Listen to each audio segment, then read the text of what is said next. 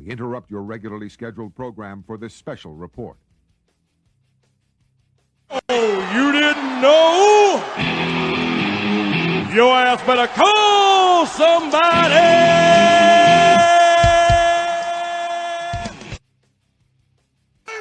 Awesome! You people bought a ticket to see me, so shut up! Sometimes I get so mad, there's no control. Ladies and gentlemen, just in case you live under a rock, I might you grab are a bat, looking I at the don't know, my youngest rap, my and blood fastest boils rising over like, star in oh God, here professional goes. I wrestling lost all today. feeling from my head to my toes. You said some shit that I can't let go, so just stay tuned for the rest of the show. So have you ever felt betrayed? Switches how you see things, realize something needs change. Cause I know you got me fucked up, let me show you what's up. Cause enough is enough.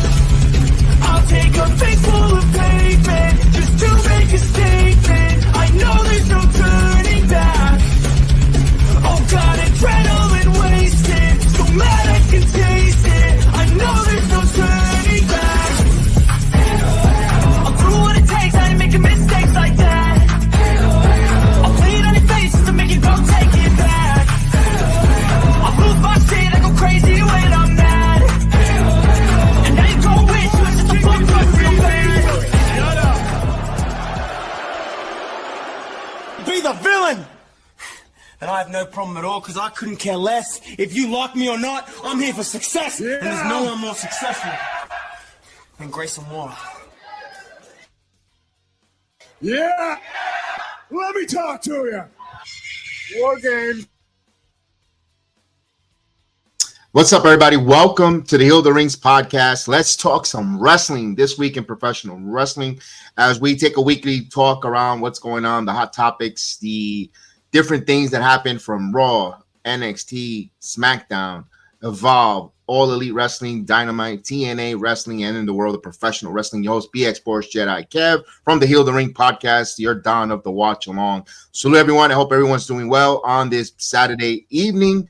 We're about to kick off here. Let's get right into it. Monday Night Raw. Let's talk about Monday Night Raw.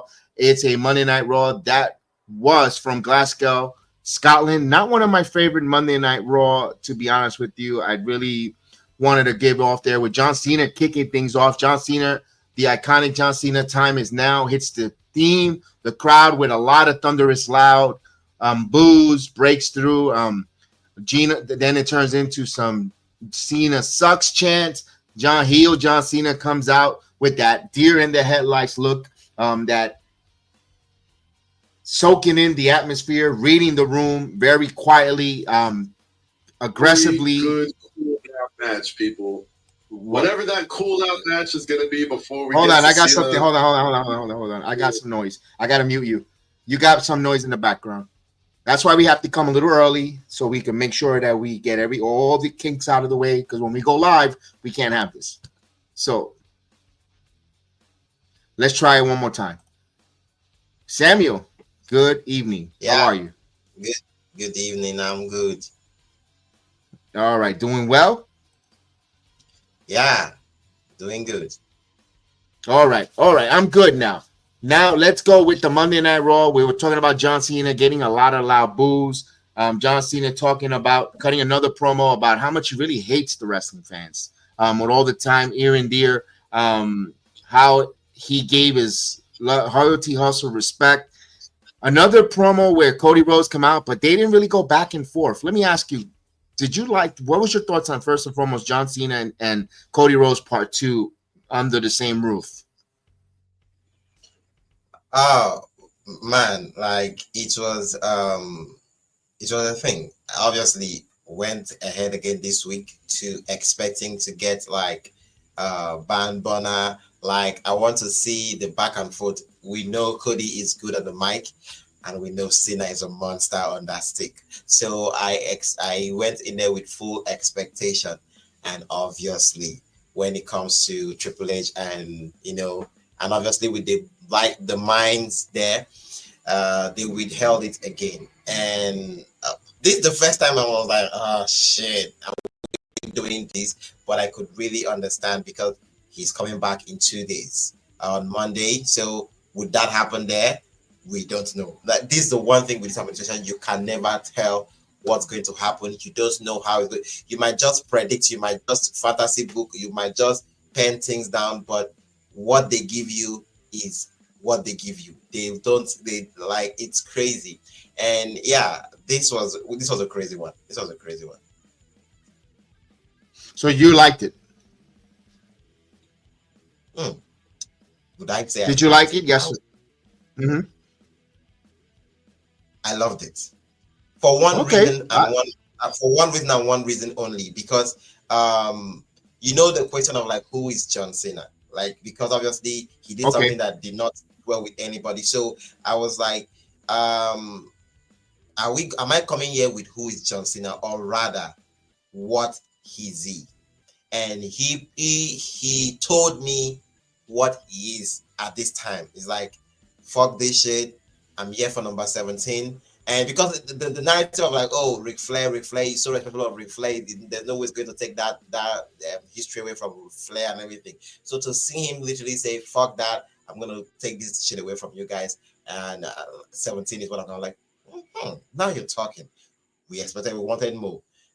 Relation with The Rock. What's all about? I love the way it gives it arc by arc. He addresses it one by one. He's not rushing it, because he's got all the time to do that. So yeah, I really got it. I'm like, this is a man that wants to make history, and he's at the verge of doing that. I like what you said there, because everyone wants to say, why is he aligned with The Rock?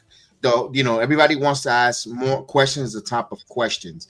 I think John Cena pretty much saying he's going to destroy or wreck pro wrestling, because that was the stereotype that Super Cena will take a lot of young talent, didn't get talent over, or kept trouncing certain talents from getting that opportunity on top of the card of the WWE. The way he was booked prior with Vince McMahon, booking him as always winning, and Super Cena and breeding Rusev, whether you liked it or not, or in the past, he's kind of acknowledging it or saying it within the lines of the promos, where he's going to win this 17 world title. Not only that, he's going to be the 17th most winning WWE and professional wrestling champion, one of the WWE purists, who hasn't wrestled a day or won a championship outside of the WWE walls. And he's going to take that title and just, he's going to wrestle, defend it, and he's going to retire as champion, and he's going to wreck us, because no one will be able to take that title away from John Cena, paraphrasing, and that's what I got out of that promo. He's going to be like, damn, Cena really came in, beat up the hottest thing going in for the WWE, and left. And was he really Super Cena? Then he wrecked us. He really destroyed professional wrestling. So I think I got that. I like that from him. He didn't have to say or mention the name Dwayne or Rock Johnson. We know why he aligned with The Rock, because he is, everyone no secret, he is the final boss and he's the board member of TKO, who can make things happen, move things around schedule wise, comfort, or whatever the case is, as a board member. And I like, he doesn't really have to say Dwayne Johnson. You don't really need The Rock in this. Everyone wants to find something to nitpick or go at it, say, oh no, wait, no, well, where's The Rock? I don't see him. Or the only thing I'm going to say that I took away, the only thing I took away that I thought was a little bit, at least underwhelming, or wanting more. I'm not even underwhelming. I want more. I want to see John Cena, Cody Rhodes talk with one another, rebuttal with each other's promos. Mm-hmm. You this. I want to hear a comeback rebuttal. I want that. That's what we're missing. But like you said, it doesn't have to be given to us all at once. Slow and steady build up, because that's what it is. You still got a couple weeks away, 20 plus 24, 23 days away from WrestleMania, or 3 weeks away, and you're got to build it. So, nice, because at the end of the day, you want to do enough to make me want to open my wallet and plump down and go and either buy if I don't have Peacock already, go subscribe for Peacock, buy a plane ticket if I want to go to Vegas, or if I'm on the fence, the Monday Night Raw and SmackDown is going to try to convince me to come on and finish and give my hard-earned money. It makes sense, Samuel? Yeah, it does, because you are waiting, and when it finally happens, it delivers. This is the one thing that they are different from any other promotion right now doing pro wrestling, is because we will criticize them for doing something that doesn't sit well with us, and we'll be complaining. And when they pull the trigger, it's not half-assed. It's as if they're like, okay, you thought we were doing bad. They'll go all in. That you yourself will be like, oh, I see why I waited this long. Like it always feels much better than how we would have wanted it. So this is the one thing that I really love about that. If there's any confidence vote to this administration, is the fact that what you complain about, when they finally deliver, you would appreciate the fact that they string you along that long. I agree with you on that one. With that, so we'll find out because they'll be under the same roof again one more time in London on Monday on the CO Arena in London. So we'll see what's going to happen. Will there be? Personally, I wouldn't mind if there's no physicality whatsoever until WrestleMania. They don't need to get into a brawl. They don't need to get into a brouhaha. I just want some, a good old-fashioned sparring of words will be great. I wonder if they're going to do a contract signing on Monday or they're going to wait to squeeze that one more Monday Night Raw. In the United States, maybe. But I think WWE is protecting Cody with the John Cena back and forth promo. That's what it seems like, but I know a lot of Cody fans say Cody could speak on the mic for himself, could defend himself. I have no doubt about it either, but I still think Cena will cook them if they go head-to-head on that. But we will move on here because we got a lot of wrestling to cover. One thing that I thought was a little different, or I had different expectations. That's the right way of saying it. Was A-Town Down Under taking on Jey Uso with a mystery partner. Now, who was the mystery partner? They're in Scotland. They're in Glasgow. The relationship with TNA. This would have been a perfect opportunity to bring in the TNA World Champion Joe Henry as his tag team partner. Joe Henry's called out John Cena. You hear it on TNA Impact. You heard it this Thursday where Joe Henry says, "I'll challenge anyone from any wrestling company to defend this title or anywhere. Joe got to do is call Santino and make the crowd in El Paso, Texas was calling out John Cena, and he's called John Cena and busted open. That would have been a great place to plant a seed with John Cena, Joe Henry in the same building, even if they cross in the hallway, whatever the case was. They missed out an opportunity to get the wrestling world talking about the WWE, talking about, oh my God, WWE and the TNA continues to tease things. It might not, and so forth. And I understand they went with Jimmy Uso because it's the natural fit, his brother, and the storyline that his brother's trying to prep up his brother. What way of getting Jey Uso focused, ready to go, try to win, capture this? Hasn't been Gunther 0-2 in 2 matches versus Gunther or 0-3. And he needs that motivation. Why? Because Gunther is now targeting Jimmy. Jimmy comes out, teams up with Jey Uso. One thing that to me, Samuel, that hurt, I kind of feel like WWE sees the Usos as a tag team. They're great, phenomenal work in ring together as a tag team. Individually, they're good, but they're missing that next level of greatness. And some people, and I don't know if it's because the wrestling community doesn't want to see Jey elevate to that single star superstar, or they labeled him as a tag team. Give me your thoughts first and foremost with all these, whichever way you want to start. Joe Henry not coming out, or your thoughts of Jey and Jimmy teaming together. I'll start obviously with the Joe Henry situation because you did mention this last week on the show, and I was like, in as much as I appreciate the whole nostalgic feeling I would have, or the whole hardcore wrestling fandom that I would feel coming out of that show if Joe Henry was to come in, I want to look at it as a business person. If I'm in the room and they are talking about, oh, we need to bring in Joe Henry, so because we're in Glasgow and we want to get this far, we want to get all of this and everything, I'll be like, okay, if this was like, let's say 6 or 7 weeks away from WrestleMania, we can take that risk, because we don't want to have the situation that happened 2 years ago when Cody and Sammy were the hottest thing in the wrestling industry. We had, if not that they had more time to see how they could turn it around on turn the attention back to Cody.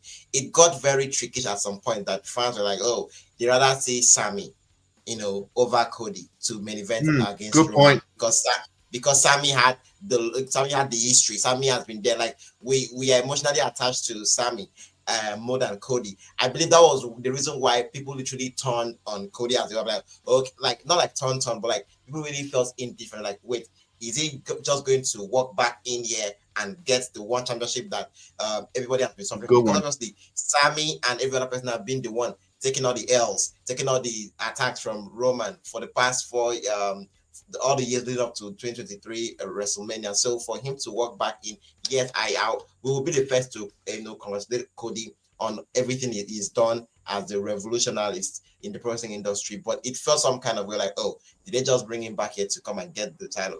It doesn't sound well. And I will also say I was one of those people that was like, I love Cody so much, but I don't really see him. I don't want to see him be my champion as of that time. But I will tell you, I felt so bad when they hit the referee counted to 3 and I'm like, oh shit. I feel for him, but I was like, this was the best decision. So bringing Joe Hendry. So bringing Joe Hendry in, you don't want, obviously, Jay is already having like bad media publicity at this point. I mean, the media is just, hitting on him. The internet is just on his case. So to bring somebody as popular as Joe Hendry in, like my tilt this the other side. I'm like, and you don't want the attention to be going elsewhere. We want everything to be focused on Jay. So I understand the fact that they missed out on a great opportunity. Well, they might get back around there this time, but I believe that the best thing was to have Jimmy coming to help his brother. What was the second part question again, so that I can wrap up? That was both there on there, because you made a great point. I want to touch back on that great point when you mentioned about Sami Zayn before WrestleMania 39, when Sami Zayn took the chair to Roman's back, and it led to the Elimination Chamber, where you kind of felt that was a little rushed, because I think you have more meat on the bone if Sami Zayn would have taken Roman on WrestleMania. I think you're absolutely 1,000% correct. Looking at it, I know it's hindsight or what they call armchair quarterbacking here in the United States. Like, that means it's second guessing. It was a great point by you, because you make awesome points. Sami Zayn has been in the company, and then of course Cody coming from the outside, getting that opportunity, dethroning. That's why it made sense for him to lose at WrestleMania 39, where now you have a year of chase, and you saw people get behind. You make great points on that, and you also made a great point with the story taken away more from Jay if Joe Hendry would have came out, because everybody this week or maybe today, oh, look how WWE brought in Joe Hendry, teasing John Cena, and then Jay and Gunther's match would have been kind of like not an important type of match, but okay, just a match at WrestleMania. But now Jay with the slippage on the rope, like playing to the masses that he's messing up, that Gunther's in his head and he's just afraid or having a doubt in his head, going to a Rocky 3 moment. We saw WWE use that Rocky 3 analogy when it came to Tony D'Angelo beating Obafemi, where he was afraid, getting that pep talk from Adriana Rizzo and the family, and he overcame and beat Obafemi. Now we're borrowing something similar to the story from Rocky 3 and the Obafemi D'Angelo, when now Jimmy's having a match coming up against Gunther.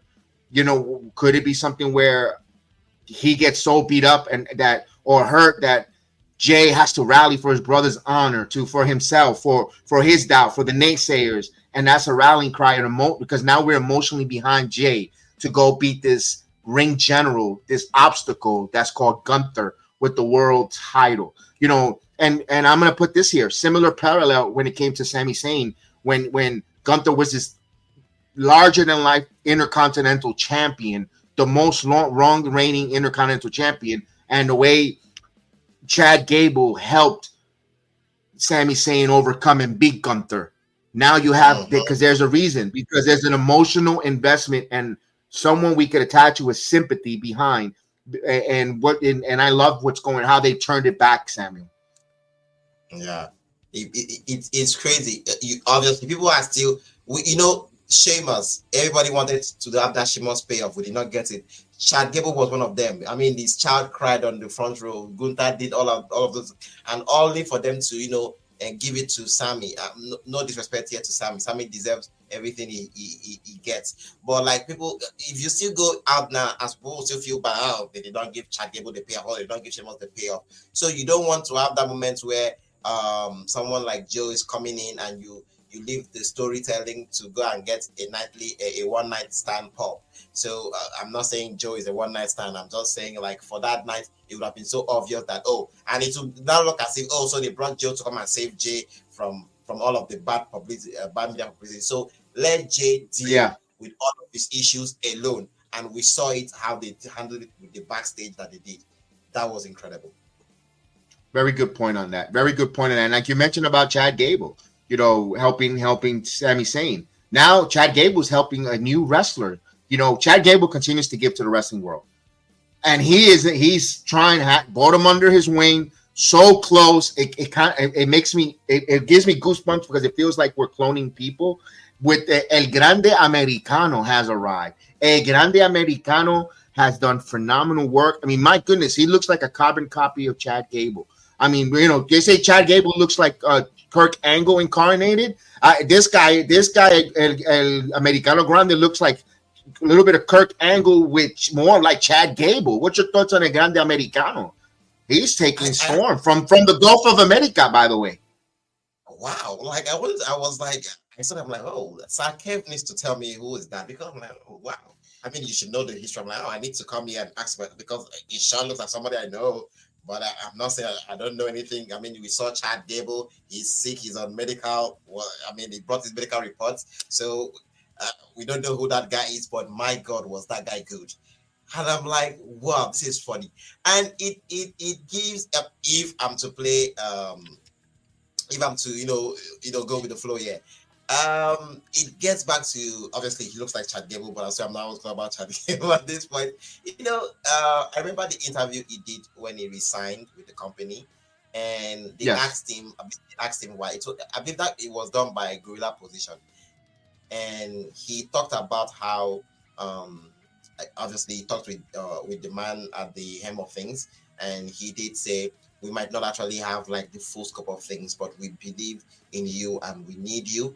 And he talked about like him seeing genuineness and believe in the eyes of his boss trying to get him to stay and work. And aside from Kevin Owens, Chad Gable might just be one of those superstars that they are not giving a lot, but they are giving so much. Like you could see that they are being thought about. Like it's as if they wake up every week. I'm like, okay, so what are we doing with? Like you just feel like he's being catered for. Ever since he signed this new contract, like you see that, you feel like you see from the screen that they are really doing something with him. He's been on the thoughts on their book. I'm like, wow, I love this. And man, was that good. The match was great. You saw the audience, eating at everything, and it's as if Chad was like, fuck it, if I'm doing this, I want to go all in. And the boss was like, go there and cook. And boy, did they cook. I watched with the family, and mom and dad was like, my God, we were just laughing. Everything was just so funny. As a boy, like, when they take those big moves, they're like, oh my God, like this, they are taking this to the extreme.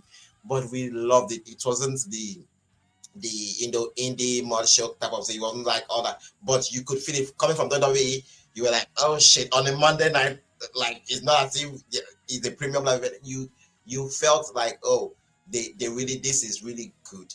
And I really did appreciate that. I love that. It was amazing, and it just makes you fall more in love with Chad Gable, and you get a kick out of it every time you see him on screen. Like, oh, shit, they're doing, like, he's one of those people, like one of the unsung heroes of this Minnesota. You look back and like, dude, this guy took a lot of shit, but it's looking at him like you see someone that has persevered, someone that has, taken everything he's given, and he makes good out of it. Yes, and that's what Chad Gable does, and I want to see where this goes. Another good fine performance from Dragon Lee as well. And by the way, Chad Gable he's sick. He had a doctor's note, but he had no problem coughing all over the people in Glasgow outside. If you're sick, you got to be quarantined. Yeah, no problem coughing all over the place. I'm like, yeah. All we needed him, I was waiting for Glasgow to say thank you for the germs, but I guess they couldn't do it. So, but Oh my God. We'll talk. We'll wrap this Monday Night Raw a little quick up. One of the stuff we had an intercontinental title match between women's intercontinental title with Lyra Valkyria and Raquel Rodriguez. Raquel loses to Valkyria, of course. Still intercontinental champion for Lyra Valkyria. Let me read my notes. I'm going to speed up a little bit there. Jimmy Uso get that backstage with Gunther, and that's when Jimmy just slaps the yeet. The living yeet out of Gunther there was going to set up that match later on that night. Let's see what else. Adam Pearce clears up the women's titles picture. So here's what I want to talk about next. We know that Rhea Ripley signed her name on the contract. Adam Pearce will say, no. It doesn't hold up. So doesn't hold up the contract that was signed last week by the world champion Io Sky, Bianca Belair, and when she was interrupted by Rhea Ripley. Pierce says that Ripley is not in the match, and you can hear the booing from the crowd. But I'm not going to go with the booing and awing from the crowd because Bianca got a lot of boos in the last few weeks and overseas where she's not the heel, although they still probably thinking or predetermining that or prejudging that Bianca Belair has something to do with Jade Cargill. I don't know where the boos are coming from, but we'll elaborate that right now. The signature that Rhea Ripley put on the contract means nothing. Rhea is not entitled. Rhea is entitled though for a rematch, Pierce says, but is against Io Sky this Monday night coming up, and Bianca Belair will be the special guest referee. Well, we saw that later in the promo when Pierce has just had it. Says you're going to be the referee because you're not going to be at ringside watching it. You're going to be officiating it. And she goes, I don't know how to official. Figure it out. So I know they're going to get to the triple threat. To me, it's just all of a way of just building for the triple threat with some. You might appreciate it. You might not appreciate it. What I mean, you might or not. I'm talking about the IWC or the wrestling community. But it's going to be a triple threat.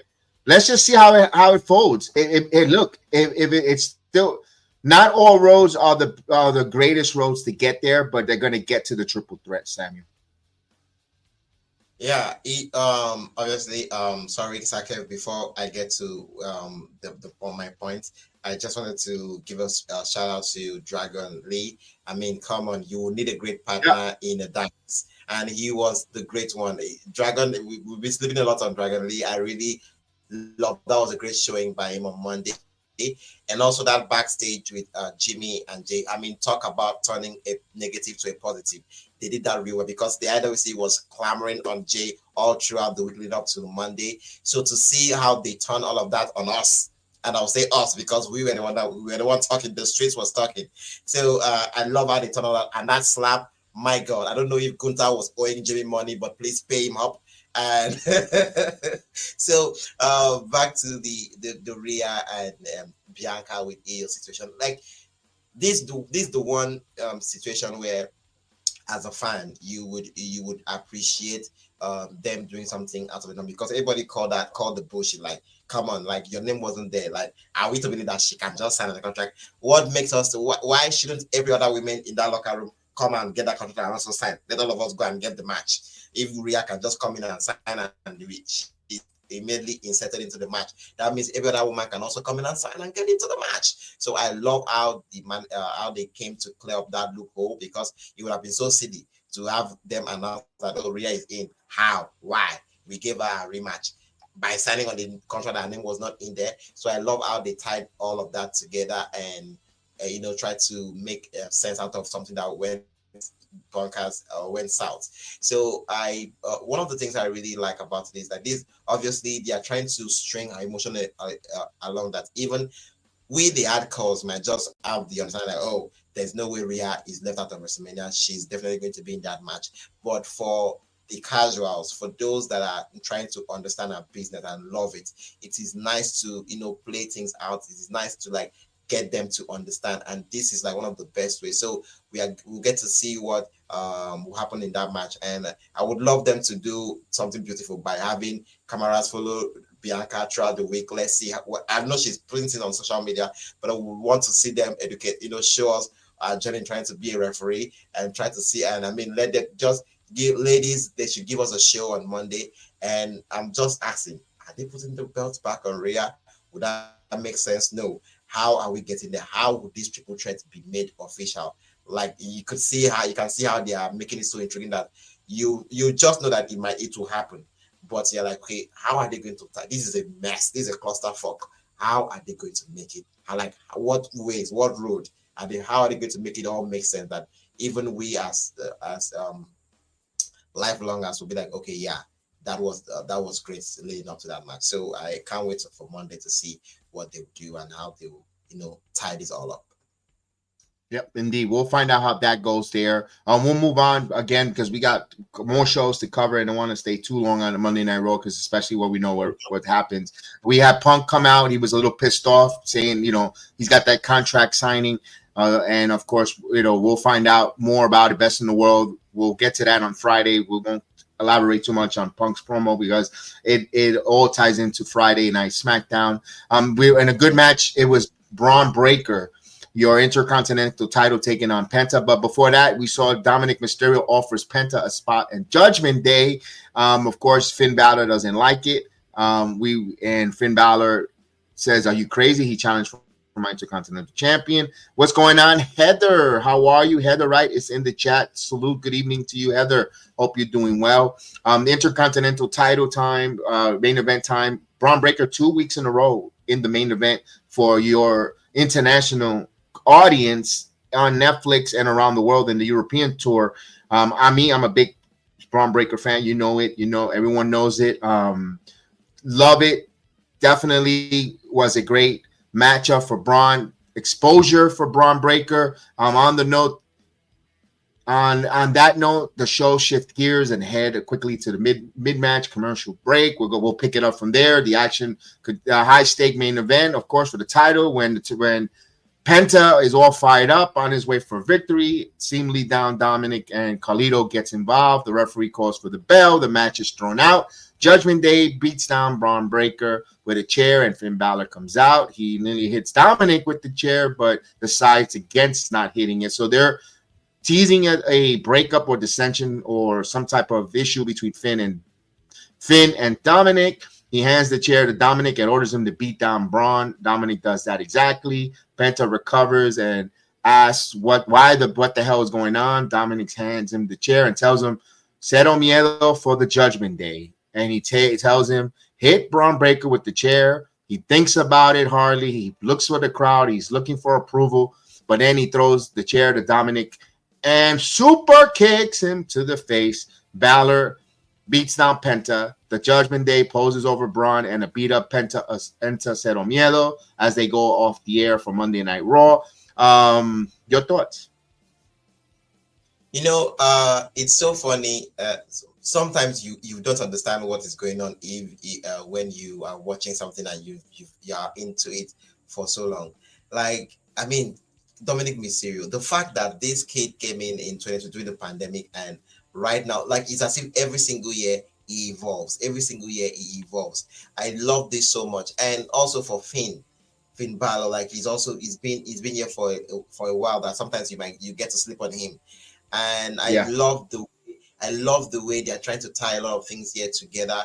This Dominic trying to evolve again. It's as if every single year Dominic has a challenge on trying to navigate his life and the career at the point. And right now with the IC title picture, it's so crazy because Braun, not like making a lot of enemies, but Braun is like everybody's targeting him and all of that. And I don't know, right now kind of like I say we have two stories that are trying to play out in the IC title scene, where you have Penta, saying I'm coming for you, and then Finn Balor wanting the same title, but he's having issues trying to fix that, and then Dominic is trying to protect the brand and trying to the family, the group and all of that, trying to get somebody. It's just a whole lot. You are like, okay, so what are we getting here? Are we getting Finn, Dominic, or are we getting a rematch with Penta for the one-on-one and everything? Or are we putting these four guys together and let the story play? Let them find their way out of this. So it's just like one of those things that I'm like, I might just sit down here and fantasy book, but at the same time, I'm like, whoa. And it's the fact that all of them are so good and unique in their own way that you can't see, that you want to see them be in a very big spot during the show. That's WrestleMania as I'm talking about. So I don't know if I would be okay if I believe if you give us Finn and Dominic, to me 2 weeks is too short to play out that story. So why don't we continue telling the story with the IC title match? So are we calling a fatal 4-way for the championship match? I don't know what you have to do there. We still have Ludwig Kaiser out there. We still have Pete Dunne out there. Are we putting the title up there? Give these guys ladders. Let them knock themselves out. Give us WrestleMania 32 again. That one of my best ladder multi-main matches, because I think we had the Kevin Owens and Sami Zayn story in that match. We had Zack Ryder trying to for his first ever main WrestleMania card match. I think we had a lot of stories going into that match. Everybody was trying to go prove a point. So I believe if we can have something like that where we have a match where everybody has issues with everybody. Everybody's going out there to prove a point. Everybody's going out there to settle some kind of beef. We are going to settle beef there. Beef, feast will be flying, feuds will be starting, feuds will be completing. Like, let's just have everything happen for the title. So I don't know how they're going to get that done. And I can't wait on Monday to see where they take us. So as of right now, I'm like, I need all of these guys together, because that the two stories cannot be separated on its own. It's too short. If you're going to pay it off at WrestleMania, if you want to take it to WrestleMania, 2 weeks is not enough to get us there. Why can't we just put all of them together? I don't know how we're going to do it, but let them, ruffle themselves still in one mix. So I don't know how we get there, but let's see what they do. I'm gonna elaborate on that. I like your point, and I'm agreeing with you 1,000% to the point of this. Everyone's going to say, oh, here's the WWE making too many multi-man matches. They're complaining that too many triple threats, because you got a triple threat with the women, triple threat with Roman Punk and Seth Rollins. But when the stories are told, or when they dictate that the story is being told for a multi-man match, and if there's more than one, what's the hell is the complaint? What's the complaint at WC? I'm going to be honest with you. What the fuck is the complaint? I hate to sound with the curse word, but it's the truth. These women, in the case of the women, they're having a gripe with all three of these ladies. Let them go in there and figure it out and fight it out. The story with the Intercontinental title, like you just finished saying, is too short for Finn and Dominic to go and go against each other, set up a singles match between them. No, you could put you know what? Pierce says, you know what? We're going to make like you said, a ladder match for the Intercontinental title. Braun. You've got Braun. You could put Penta, Judgment Day. You could put up to 6 competitors in here, and you could have stories come out of the ladder match where Dominic could turn on Finn, or Finn could turn on Dominic. You could have Braun retaining who's the next proponent. You could have someone else, a Ludwig Kaiser, having an issue with Penta, or vice versa. All these different things. You know what I mean? You could have stories come out of the WrestleMania, after WrestleMania, going into Backlash. Just because it's WrestleMania, wrestling doesn't stop. Wrestling is a nonstop entity that new storylines begins, or some continue. So why not have that there? I'm going to take it a step further. The Men's United States title could be put up with a multi-man match as well.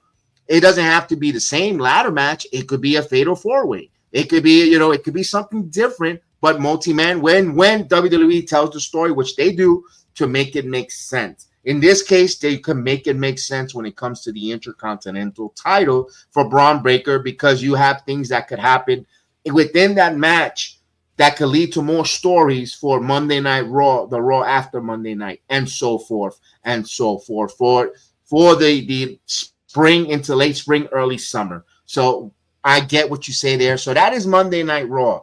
We're going to get into NXT. We'll go right into NXT, because that was a 2 for Tuesday for Stephanie Vaquer. So it was a 2 for Tuesday for Stephanie Vaquer. Stephanie Vaquer, how you like to call it. She takes on Jada Parker. Opening contest, an intense technical battle kicked off in NXT with Vaquer in the park, targeting Parker's leg early. So she was attacking her leg, taking her strength of those long, strong tree trunk legs that Miss Parker has. Back and forth for grappling and pinning attempts. Parker gained momentum with a series of suplexes and brutal pendulum backbreaker. Vaquer responds with a tiger felt kick and a rapid offense, but Parker nearly sealed the victory with a Falcon Arrow and a spine buster and timely distraction by Jordan Grace, who threw Parker off her game, and that allowed Vaquer to counter the Hypnotic into a roll-up for a win. But after the post-match, chaos broke loose. Fallon Henley ambushed Vaquer. Fatal Influence joined, beat down Jordan JC until JC Jane delivered the 3 running Santon, and Vaquer is a little banged up. The first match for Stephanie Vaquer, what was your thoughts there? Because they're telling a story. Is she physically fit, or can she break down holding 2 titles? Immediately, because they started that match and they showed the women's division and all of them watching with the general manager Eva there. I was like, and we saw Grace. There was one point during that match, the camera went back to the locker room where the women were, and Grace was nowhere to be found. I was like, if I say I'm a wrestling fan, Grace should be out here in a minute. And it wasn't that long before we had the roar from the crowd and Grace, and I'm like, shit. I mean, come on. And having her come in there to literally destroy that match, was the best way to go, because looking at Jada, tried to use Grace to make a statement last week when she, threw her ass in her face while she was on that 9 inches heels. It was like, girl, I'm going to let you have your moment. You're going to get deep into that match, and I'm going to come out there and fuck it up for you. And that was what Grace did. I love that. And the best part of the whole thing was to have Fatal Influence coming to get the hit. I love the attack after that match. Yes. You really got, oh, this bitch. Like, sorry, it's there, but like, they were like, oh, come on. Like, you really had to drop sauce in the wound and like get this. How is she going to defend this now?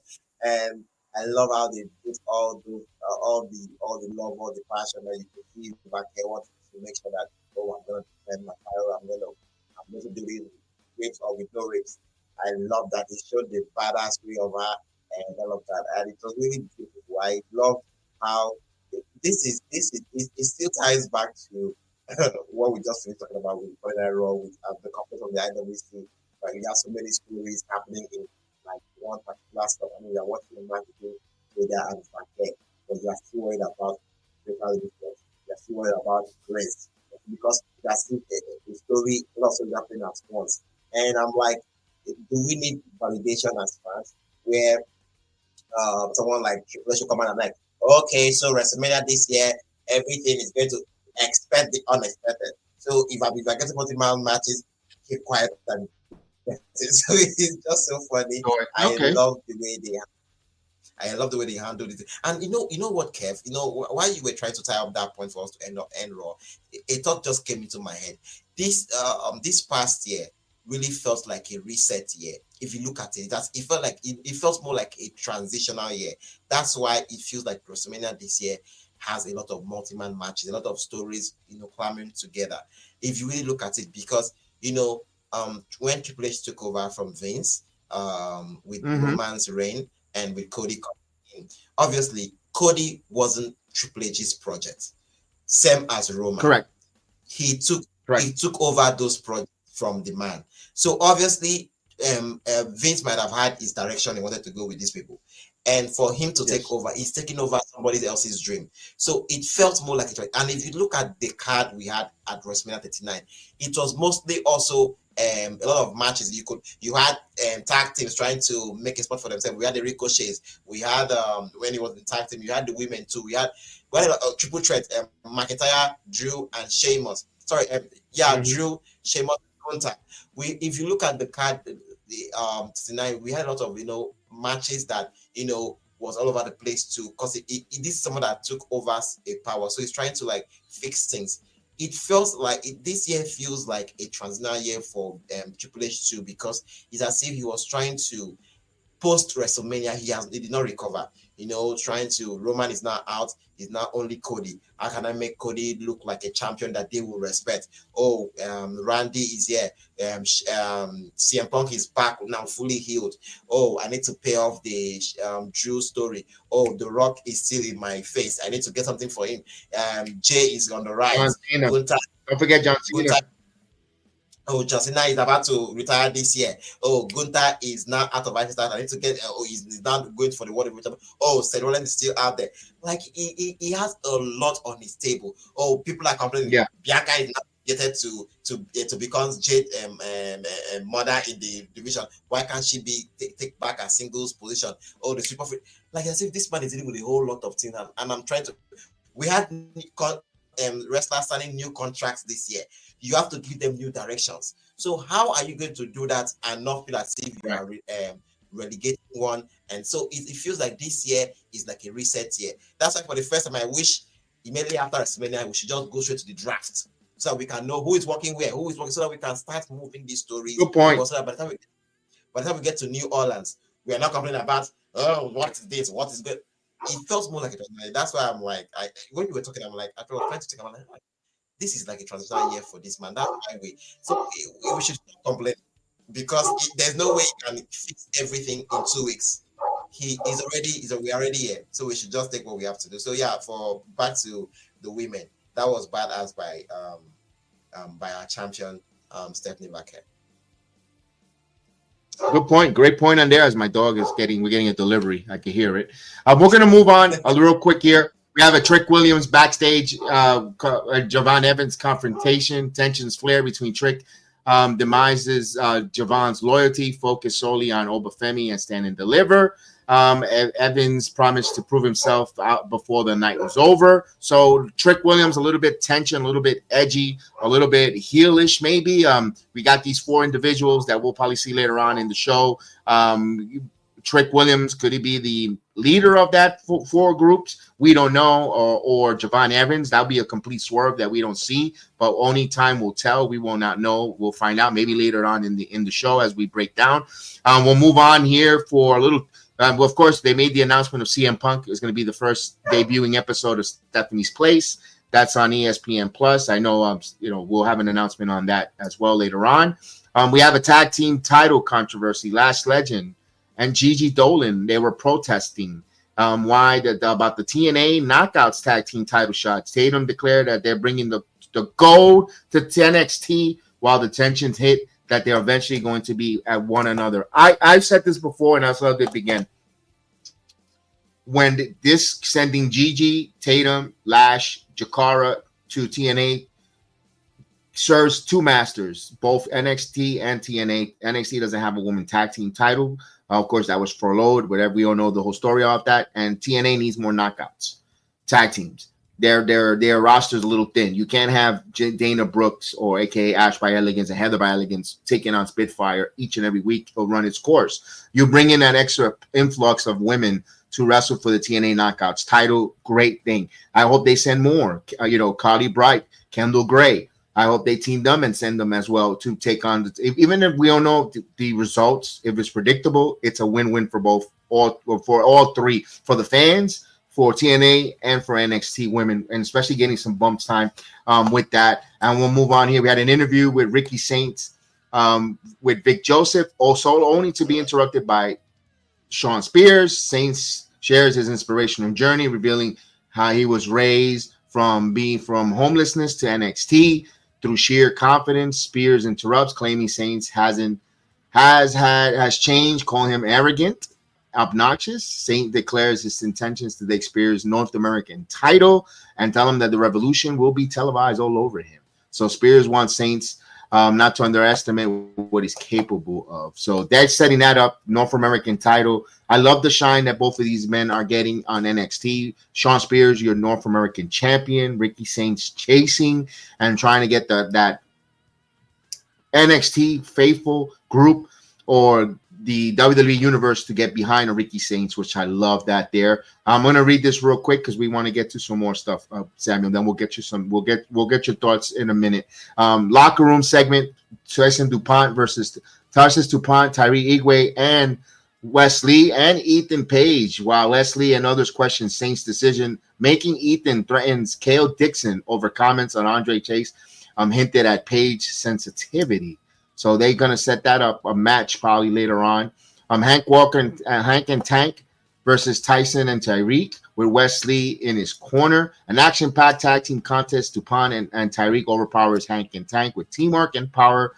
Despite a late rally, interference from Wesley give Tyson, Dupont, and Inigwe the edge. Their slam dunk belly-to-belly suplex combo for the victory, and they get the win. Tyson, Dupont, and Tyreek getting a lot of television time. You see them on TNA, you see them on NXT, and now you see them on Evolve. So I love the fact Tyson and Tyreek, I loved it. I thought that OTM should have gotten a lot of the rub there for Bronco Lima and Lucian Prince. I would have liked them to get also the rub. And also, where is Malik and Enofe? I mean, they're a hell of a tag team. I want to see Malik and Enofe get some more TV time, man. Where are they? Where's my friend? Where are you, Josh? Where are you, Malik the Freak? Man. I like them. I met them. That's why I'm really cool. You know, I really had a great experience with both of them. So I met them personally for a while. We spoke for hours, and to me, that's why I have a big place for them, that I want them to do real good. I want to see them get some opportunities, man. Wait, Kale is actually a name? What is HP? Yeah, Kale Dixon. Kale Dixon is his name. Yeah, but Kale Dixon is one of his names. We get an interview with Axiom. So Nathan Frazier and Axiom. Axiom reflects the SmackDown match with Gunther. Frazier feels left out, hinting tensions again with his partner. Suddenly, Obafemi arrives in the parking lot, furious. He goes, I don't need to go on a singles match then. I'm good. So he kind of like, he got check and balances there. Here we go. Good match here. Heritage Cup for on the line. Lexus King, our guy, taking on Javon Evans. Evans pushes the pace, high-flying precision, but King grounds him with a suplex and vicious strikes. A flurry of Evans had the crowd going bananas at the Performance Center behind him. When he seems to poise for the victory, Obafemi attacks him from behind. Out of the referee's back, slamming Evans into the apron. Evan couldn't get up. He couldn't make the 10 count. Alexis King win by a 10 count. So he retains the title. And there you go. In a post-match, Stark State emerges upon the crowd. Trick Williams accidentally hits Evans during the chaos, adding fuel to their tension. But it seems like every time the Dark State comes out, Trick Williams is always on top. Just keep an eye on that tension between them. Metaphor versus Gigi Dolan and Tatum Paxley. This one I was a little surprised. It was a tag team match that was fast-paced, chaotic. Paxley and Dolan takes control with the creative Tatum offense, including a Bronco Buster from Gigi and a springboard Inseguri. Despite Metaphor's power and advantage, Dolan hits the cemetery drive for the victory. And I was shocked that I saw Gigi and Tatum win via pinfall. But, of course, it makes sense because on Thursday night, they're taking on the TNA Knockouts champion, the Elegance ladies, Heather and Ash by Elegance. So they had to kind of tie up this loose end so it could coexist with Thursday's taping of TNA Impact. Of course, Tony D'Angelo's checking on his family. The Don demands answers from about the Dark State. What are their mission? What are they doing? And of course, though Stax looks troubled, he reassures Tony of his loyalty. So I don't know. They're teasing Stax and Tony D'Angelo probably for Stand and Deliver. Wouldn't be surprised if we see the motivation come out next week before the build for Stand and Deliver between those two. Of course, you see the Motor City Machine Guns had a segment with Hank and Tank, encouraging Hank and Tank to stay the course. Remind them that every tag team has a unique journey, and how you make the journey and is their way of becoming their own tag team and makes them a separate tag team in the world of professional wrestling. So Motor City Machine Guns teasing an NXT possible appearance. That'll be good for them. Match 5, Ethan Page taking on Andre Chase. Okay, this is the one I'll say wrap it up. Ethan Page win by pinfall. Don't need to talk about Andre Chase. All right. Dark State sends a chilling message. It says no one is safe in NXT. No one. All right. That's why I want to know why they're together. I want to know, like the way we ask who, what, why. I need to hear why the Dark State has come together. It's been now, a month now more than that. It's going to be almost 2 months since we saw them coming out at Vengeance Day. I need to know why these 4 individuals are together. What's their mission statement? What's their purpose? So we'll find out. Trick Williams focus on Obafemi. Trick declares that Javon was a distraction. He calls out Obafemi next week. And distancing himself from the chaos involved with the dark state. So he's denying it right now. Yes, good. And that was really crazy looking at it, because I'm like, whoa, I watched the way when they asked him about dark state, sorry, and he looked at Steve like, he was like, why are you asking me? And the answer he gave, I'm like, oh, okay. And it put doubt. Yeah, it was very suspicious. And I quickly put down on my notes, is this the source Trick William needs to prove himself that he's like, he should, like, obviously, because we can call him out on him being green all you want, but like, if he's given a story to back up this intensity, it will really do him so much good. I really looked at that, but I'm like, oh, how much I wish. And if they swerve us and it's Javon Evans, obviously because he was the level up star too before making it to the main show, and wowing everybody, and then got to be stable till now. So like, it makes sure we need to give it to Javon would make sense, but what will make greater sense is having someone like Trick Williams and let that frustration boil in, let it show like, oh, I mean, like, fuck it, like, I mean, come on, I am the king here, I wanted to rule here, like, I have to make a statement. And like, I really want to see, because obviously people making jokes, oh, level up rejects, all of this NIL stuff, like, it's just crazy, and I can't wait to see what they do with them. And you did talk about Ricky Saints and Sean Spears there, and that was an incredible sit down. Obviously, it was not supposed to be with Sean, but having Sean come in there to take that over, him mentioning Bonds Bridges, like that part, like, oh, obviously you will not have where to go back to because you've bought Bridges, calling out his confidence and saying, is it confidence or is it arrogance?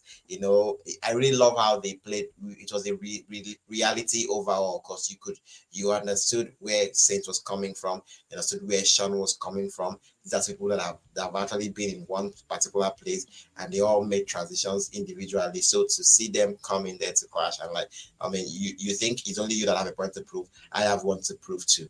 I really love that. Like, if you know this, if you know them and you know their story, it feels like, oh, well, like this, they earned that.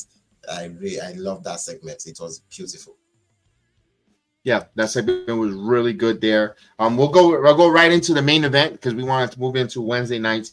Main event time. It was a women's North American title matchup. Despite interference from Fatal Influence, Stephanie Becker fought through a rib damage earlier in the night, offensive, and of course, and the offense from Fallon Henley, one of her good matches after surviving a springboard blockbuster. Becker takes advantage of Henley colliding with Jasmine Nix on the apron, then landed the SVV as Stephanie Becker retains her title. Post-match, this is where the things got a little bit dicey. Fatal Influence attacks Stephanie Becker again, only for Jordan Grace to come out and make the save. Jordan Grace cleans house and then had a brief tug-of-war with Becker over the women's world title. She didn't pick up the North American. She picked out the women's world title. Jada Parker storms in, leading into another explosive brawl. The final scene, we saw the entire women's locker demand a title shot when it went off the air with Ava. Everybody wants to see an opportunity at Stephanie. 2 belts, 2 for Tuesday, 2 Steffi. I like that the NXT does this really good. They put everyone on TV, even if it's for 30 seconds. Everyone got television time. You saw Lola Vice. We haven't seen Lola Vice in a long time, demanding an opportunity, wants a shot at Stephanie next. You've seen other ladies say, I want being part of the picture shot at the shot. Don't forget me. Kalani Jordan has been cooled off a little bit. Where Kalani's been is a very explosive wrestler, female wrestler, up and coming. Saw her on television, even if it's a moment, just to your reminder, yes, she's still here. Carmen Petrovich, we saw in a segment that we mentioned, we forgot to mention or left out, backstage breaking up with Ashanti the Adonis. They looked like they were breaking up in the background. She said no more. The crowd, you hear the crowd go, ooh. So they make the most time on everyone on television. My point is, I like the fact that they close out with the women, all the locker room demanding an opportunity. And I love that. Yeah, that really felt like they were taking something from Raw to put on NXT for the women, because it felt more like what would have happened if Rhea was given that opportunity after signing that contract, and instead into that match, everybody would come and like, oh, okay, so she could get it. I want that too, because Jada. Because last week Jada made a point on why she needed to be on that in that match. They gave it to her. The other girl demanded. They gave it to her. So now the two people that demanded matches have gotten their matches. We don't care how it ended for them. That's them. It sucks for them. Like, come on, back to the back of the line. It's my own turn. I love how everybody.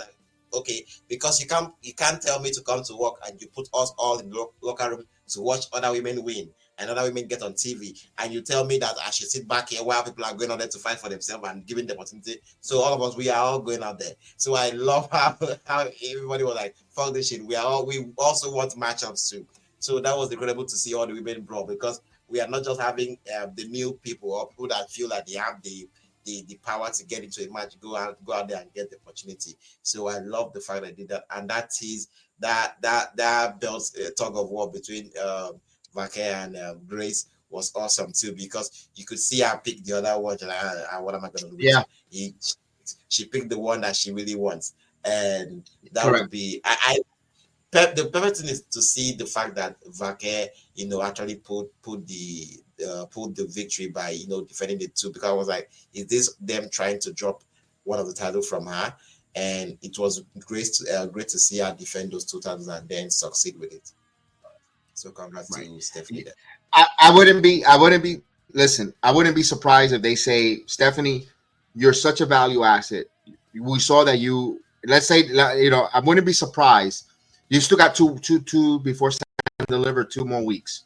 Next week, she has another 2 defense of her title. But the storyline is that Stephanie Vaquer keeps getting banged up, defending both of those titles in medic, saying I'm a fighting champion when she's hurt. Then the go home show, I wouldn't be surprised if they say we're gonna alleviate the women's North American. I know it might look weak. We're gonna take away the North American title. We're gonna have a tournament, or we're gonna have a ladder match to make a new North American champion, women champion, because the locker room wants it, because we're gonna protect you, Stephanie, because you're gonna get injured if you keep defending the title 2 nights at a time, 2 matches at a time. It doesn't make it look weak. It kind of looks like they're safe protecting. I feel like the heat will be more on NXT than Stephanie Vaquer. Yeah, it will be. There's a way they can turn it up, like, oh, maybe the management took power into their hands want this title by myself. What do you mean by you made the decision without me having a say? Have I gone a rampage and have someone like, if I do it by say, if I was like, you are too valuable, I can't lose you by having you walk like a dog, to 2 times. There's no doing that, so I'm taking one away from you. Fans will be like, why would they do that? Why would I do that? It will now be the management, not Stephanie as a person, and that would be incredible. One way or the other, one time to go. Yeah, she can't keep being in 2 stories, because she has to be in 2 divisions right now and try to make stories. Why they brought that title was so that women can have more opportunities. So being in one person's so they need to do something. So I get it. I agree with you. Now I want to make this statement before I get off of NXT. Julia did wrestle some house shows over the weekend. She, whatever the claim that Julia's injured, not healthy, yada, yada, she is fine. I don't think she's hurt or injured. I think personally, and I'm going to stick with my guns again. I'm going to say this again. I'm going to put this again. I think next week, this is going to lead to a match with Julia versus Mika Saramura at Stand and Deliver. Mika is about to retire from professional wrestling. And of course, you have one Japanese female legend versus another at Stand and Deliver, kind of a passing of a torch. Wouldn't be surprised if they have or if it's not in WWE, it'll be in Marigold, one or the other. But I wouldn't be surprised. That's why they didn't want to convolute or muddy up the world title picture with Mika, because she didn't deserve it. She hasn't been on TV for so long. Again, I don't want. Yeah, you know how the WC gets. Although Mika lost her title, never got her rematch from Mandy Rose, her NXT UK title matchup 1-on-1. She lost it in a triple threat. Blair Davenport got pinned. Remember that. But I think Julia and Mika will be announced for Stand and Deliver. I just have a funny feeling. I'm a go on a gut feeling. Yeah, I could be completely wrong. And you know what? I have soda. I'll eat my crow and have it with some soda. So we'll see how that goes there. We'll go into Wednesday night, and you know what that means? It's Evolve. WWE Evolve. Now let's go first to the other company. With a great matchup, man. That kicks it off with the enthusiasm. Blake Christian taking on Kenny Omega. Kenny Omega hits, theme music hits. He comes out as commentary goes crazy. Tony Schiavone gets wet in the commentary.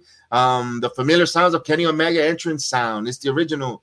And the AEW International Champion to the monster of a crowd reaction from the Twin City. The bell rings and goes off. The chants, "Fat Kenny, Kenny, you kill Kenny, you son of a bitch."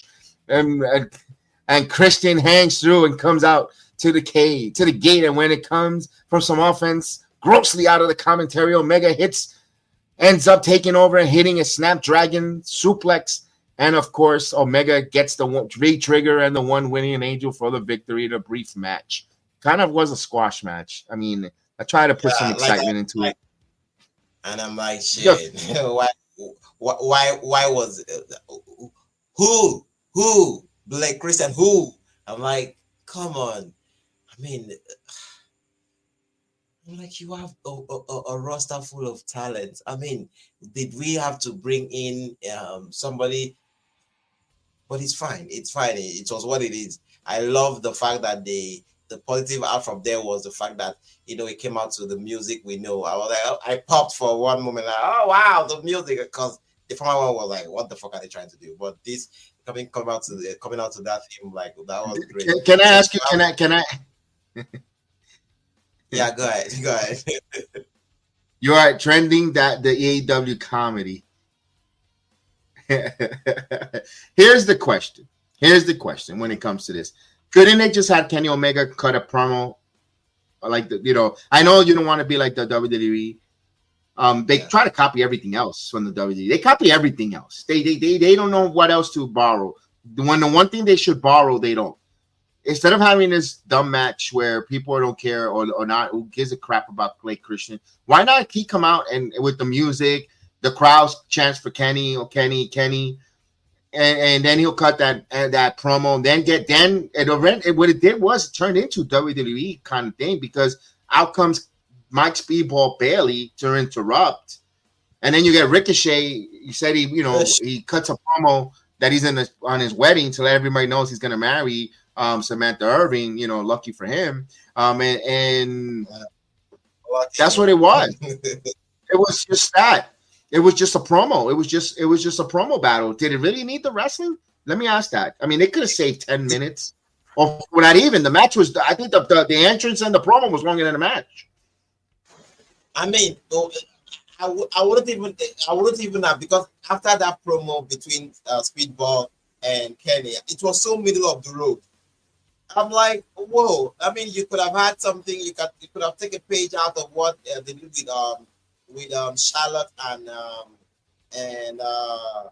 with Charlotte and Tiffany. Have them in the back.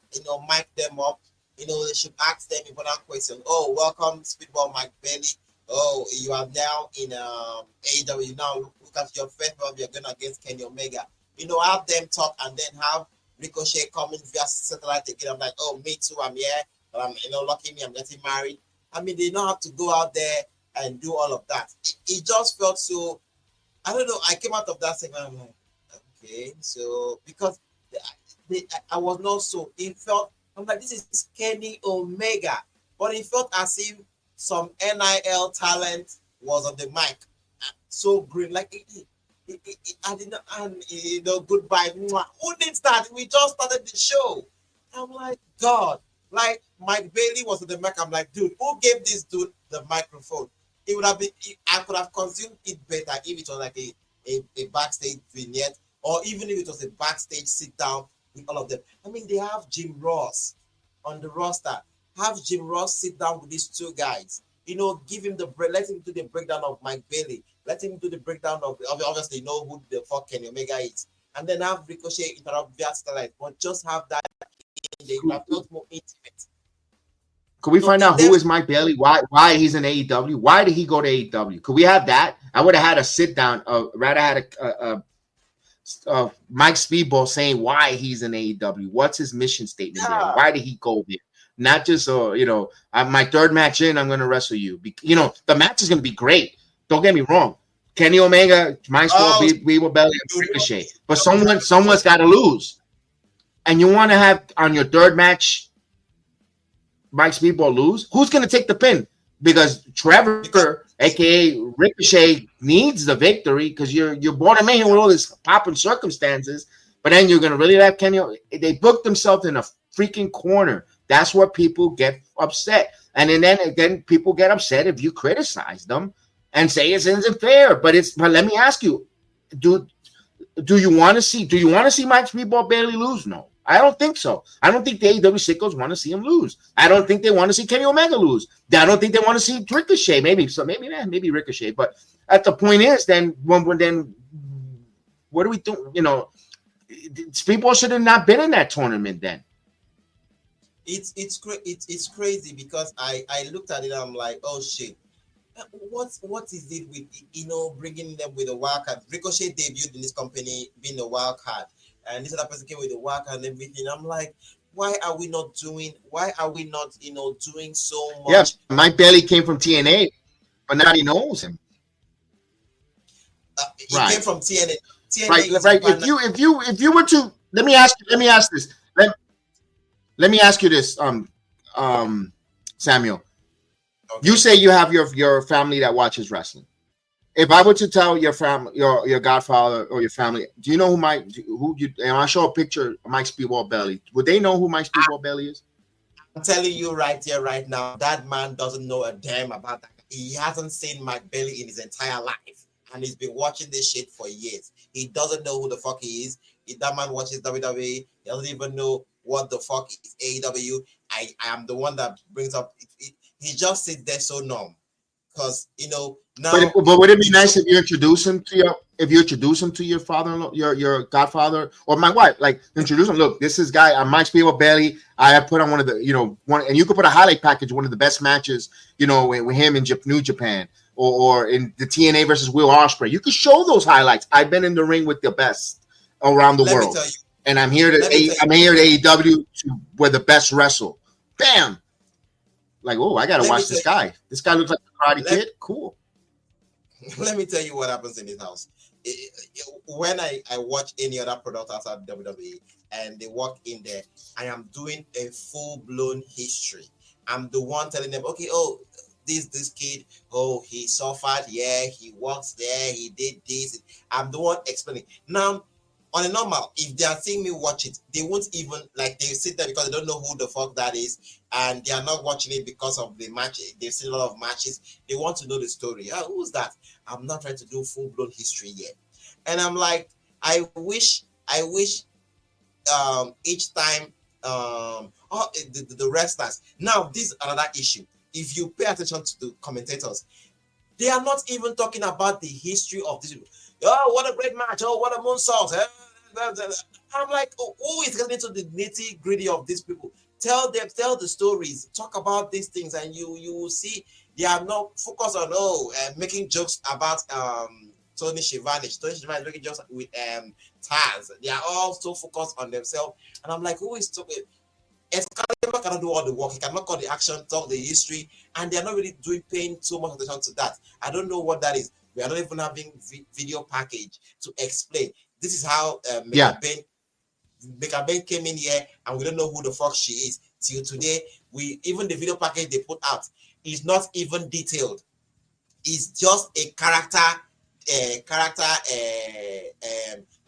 was just based on her as a character, but we are not getting the deeper stuff. Like, who is she? You're telling me she's from the heavens and everything. Is that all we need? We need to it's crazy. And that mic exchange between him and Omega is not even as if he's one of the best on the mic.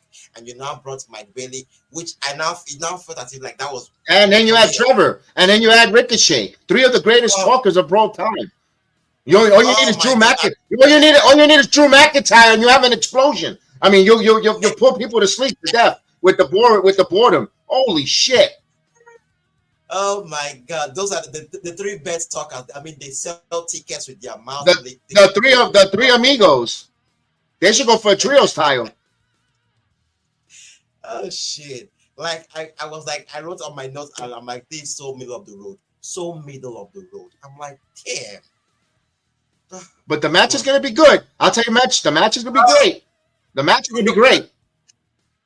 I hate when when as a fan or yes as a fan or as a consumer, when you mention how you feel about something, people be like, hey, the match will be great anyways.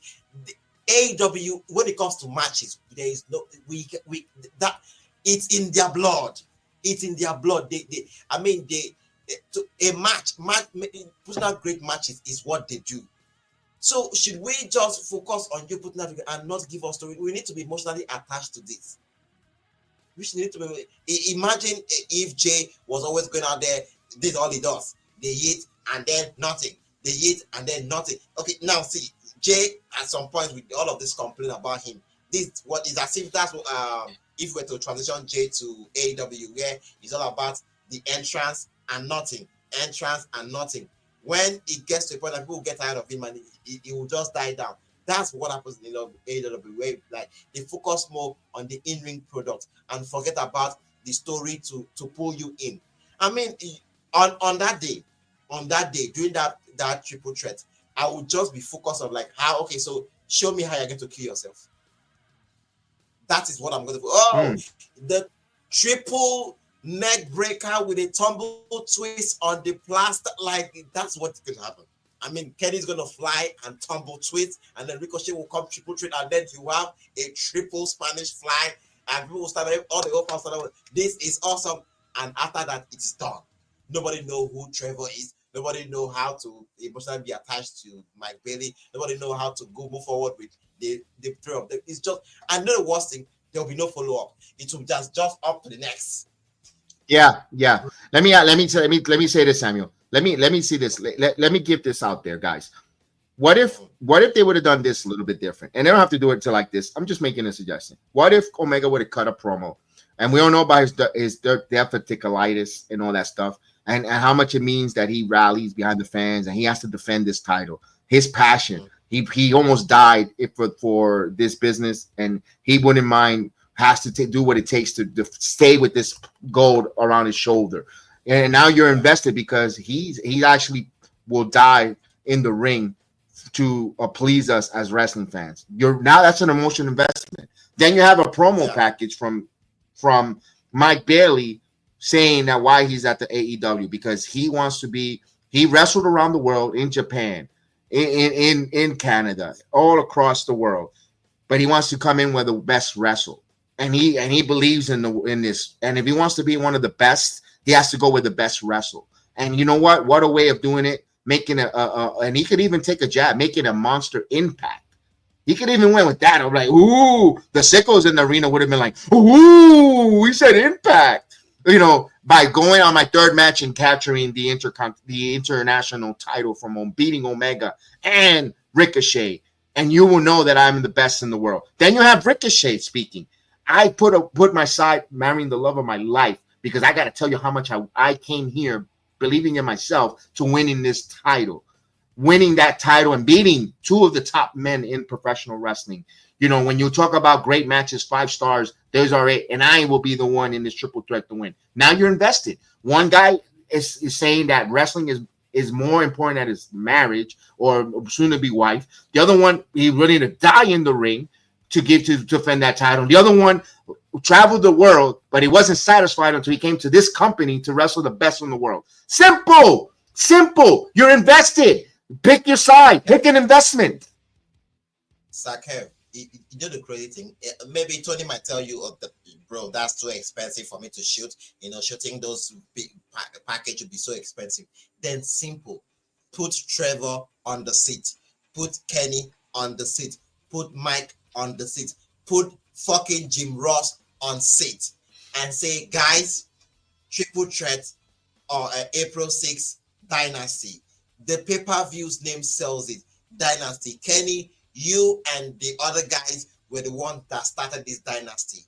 How are you gonna turn this with your guts on the line? Because not just about this title, it's about everybody. These people are coming here to take you out. And have Kenny pour out his hat. And then have Ricochet say, fuck that shit. Bro, I was the one that was making the world talk about me. I was the international guy. I and Ospreay. I talk about all of those things. And then you guys called me a sellout for going to the E. And even if you don't want to mention WWE, obviously you don't have to mention WWE. Right. Go elsewhere. You can say elsewhere. Yeah. Yes, I had to go elsewhere, and you guys called me a sellout, and you guys called me a failure, and you guys say I sold out, that I could not do shit, that I went and I got comfortable, and that I'm winding down, and I made my way back here, and you came in here and you're doing your sub story. What the fuck is the Kenny Omega that main evented Tokyo Dome? And I've barely be like, fuck you guys, I came here to prove a point. I will. Now you'll be like, because they want to sell. They have not done anything. Yes. Coming here to, like, I would, that alone, I would be like, that's the one match I'm coming in for to watch on that day, because these three guys are telling you why this international title means a lot to me. We know Bailey for someone that, is always everywhere. Kenny, the same thing. Ricochet, the same thing before he went to WWE, and he's back again to be on the road. So that title signifies somebody that is like the perfect picture of a guy that is everywhere, and whoever wins that title is Mr. International. It's going to be everywhere. And this exactly simple. And the three guys embody superstars that have, they have struggled, they have clawed to, Lucha Underground and TNA. They are everywhere. Japan, they did it all. So they should be the standard bearers. That story sells. But have we gotten any of that? No. Bailey's out here kissing ass to Kenny. Oh, you inspired me. The fuck, who cares about how he inspired you? Why are you coming for this title? Simple. That's all. Keep it simple, stupid. You're talking the truth. You're not embellishing. You're not playing a character that you're not. You're keeping it simple. You're telling truths in your promo. And then that's how you get people mostly invested. Because here it is. I'm going to plot $50 to watch this. Even if this is the one match that gives me the 5 stars where Meltzer is putting a finger up his ass and circle jerking himself. There it goes. Here's the $50. That's what you want to do. The sweet thing is just having Jim Ross there. And Jim Ross does the best job when he's like calm, cool, and collected. That would be great. After Jim saying, guys, calm down. Even Renee Paquette. Even Renee Paquette. And Renee is really good with interviews, with sit downs, and she's a fucking dog.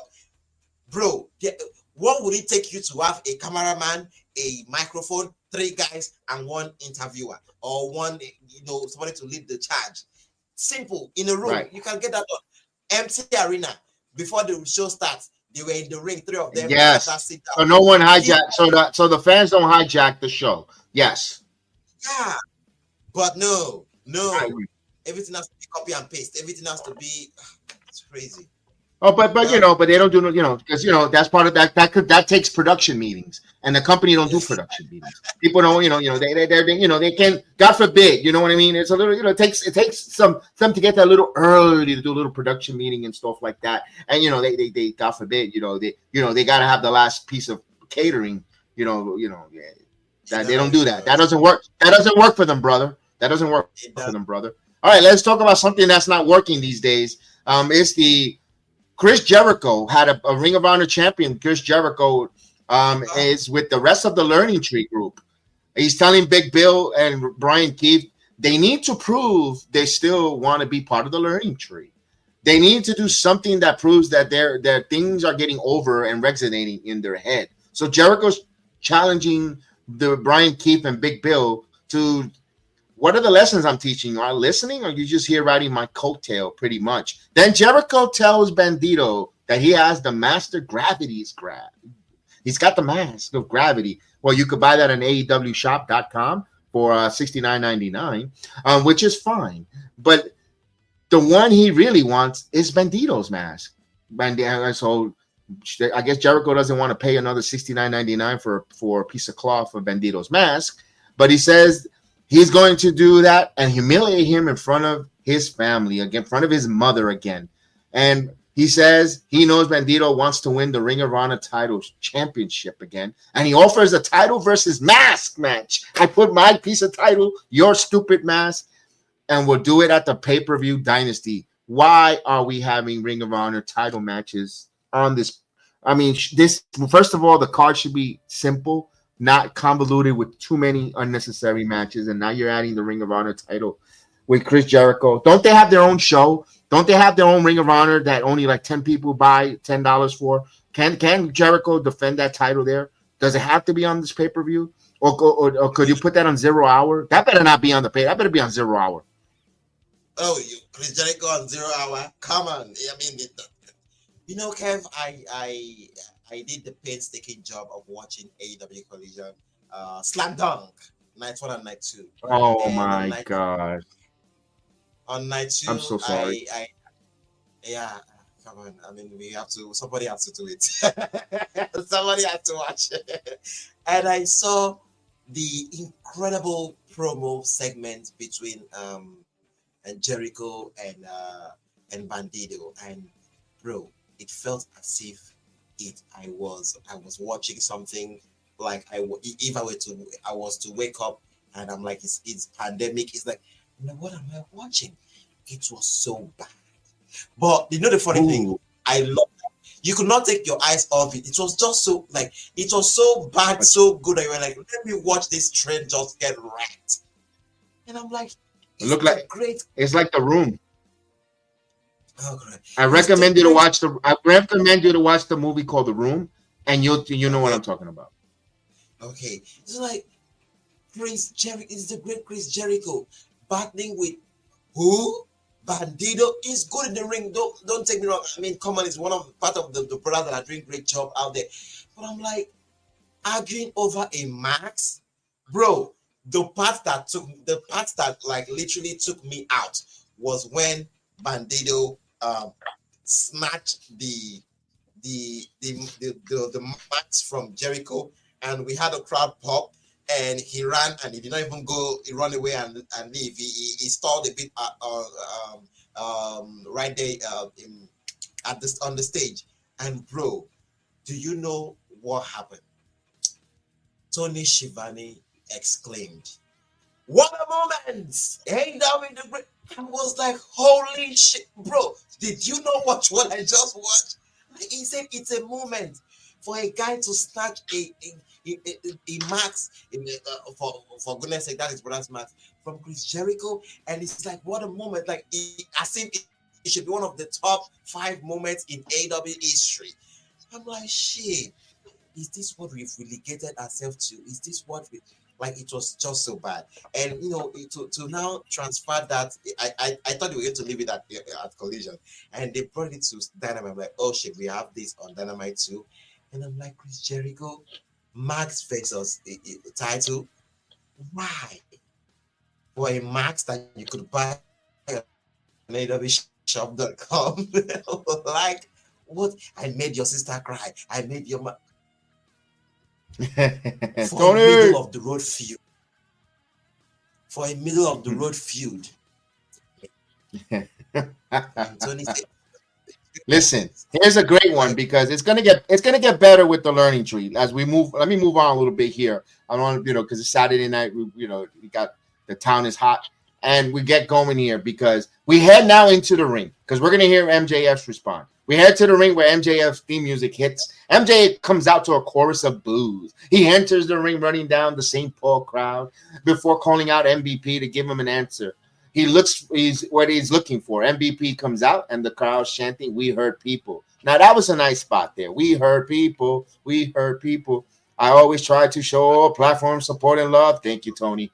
And then before MVP, MJF compliments MVP on his cane before talking about the promise he made him a deal with Adam Cole and not being friends. He doesn't want to be friends. He doesn't know. He doesn't like.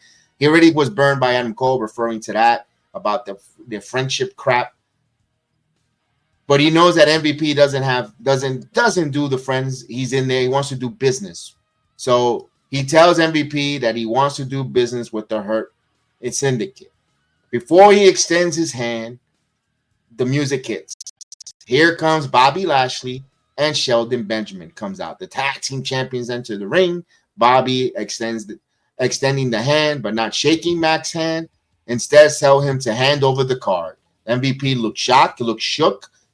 By this, MJF hands the card to Lashley, and the champion tears it in half. Now, what's your thoughts there? Like, are you like? I'm like, are they already gonna tease of breaking up the Hurt Syndicate? They just got there. Why? I believe what happens there is the fact is that if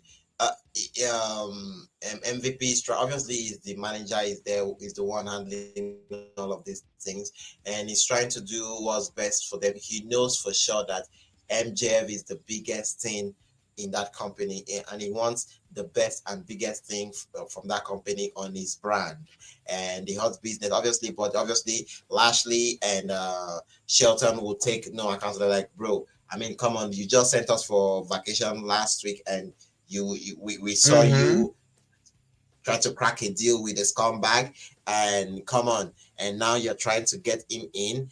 And I heard people making jokes like, oh, I mean, it'd be cool to get a white guy in a black-owned company. I'm like, come on, really? We had to play the race card. But it was just like fun to see that MJF.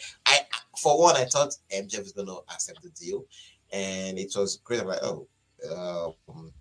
he wants it. He wants to get in. MJF wants to get in. I mean, did you not complain months ago how you trusted somebody and they fucked you up, that you're not going to do that anymore, and now you want to get into the hot business and trust somebody again because you've known them. You said you did so with Cole and all of that shit. So, but it was just, I love how Lashley and Shelton came in like, bro, fuck this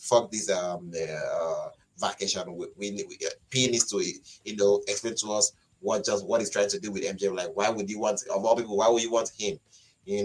Because we cool. We don't need to put no other person here, But to see MVP trying to fight for MJF, like, get the fuck out of this ring, and have MJF leave and all of that. So like that was cool. But that I loved. I don't know about how I feel about the tease. I don't necessarily see it as them trying to tease a breakup. I just think it's kind of like a misunderstanding or them wanting an explanation. From MJ, but Samuel. But Samuel, what I see there is okay. You're it's more like Lashley and Sheldon telling MVP, "What the hell are you recruiting this guy for? You didn't consult us to recruit this guy in. We don't want this guy in here." And then MJF backing up. After he sees Bobby Lashley upset with his fist ball, looked like he was gonna get his ass kicked. He typical heel. I'm gonna back away. I'm leaving. I'm not gonna get involved. And instead of allowing that to breathe. With a couple of, MJF, seems to think that things were cool as he leaves, but out of the ramp, because everything is so fast. They don't let you breathe. They want to convolute everything. Come on, go. All of a sudden, Big Bill and Brian Keefe comes out.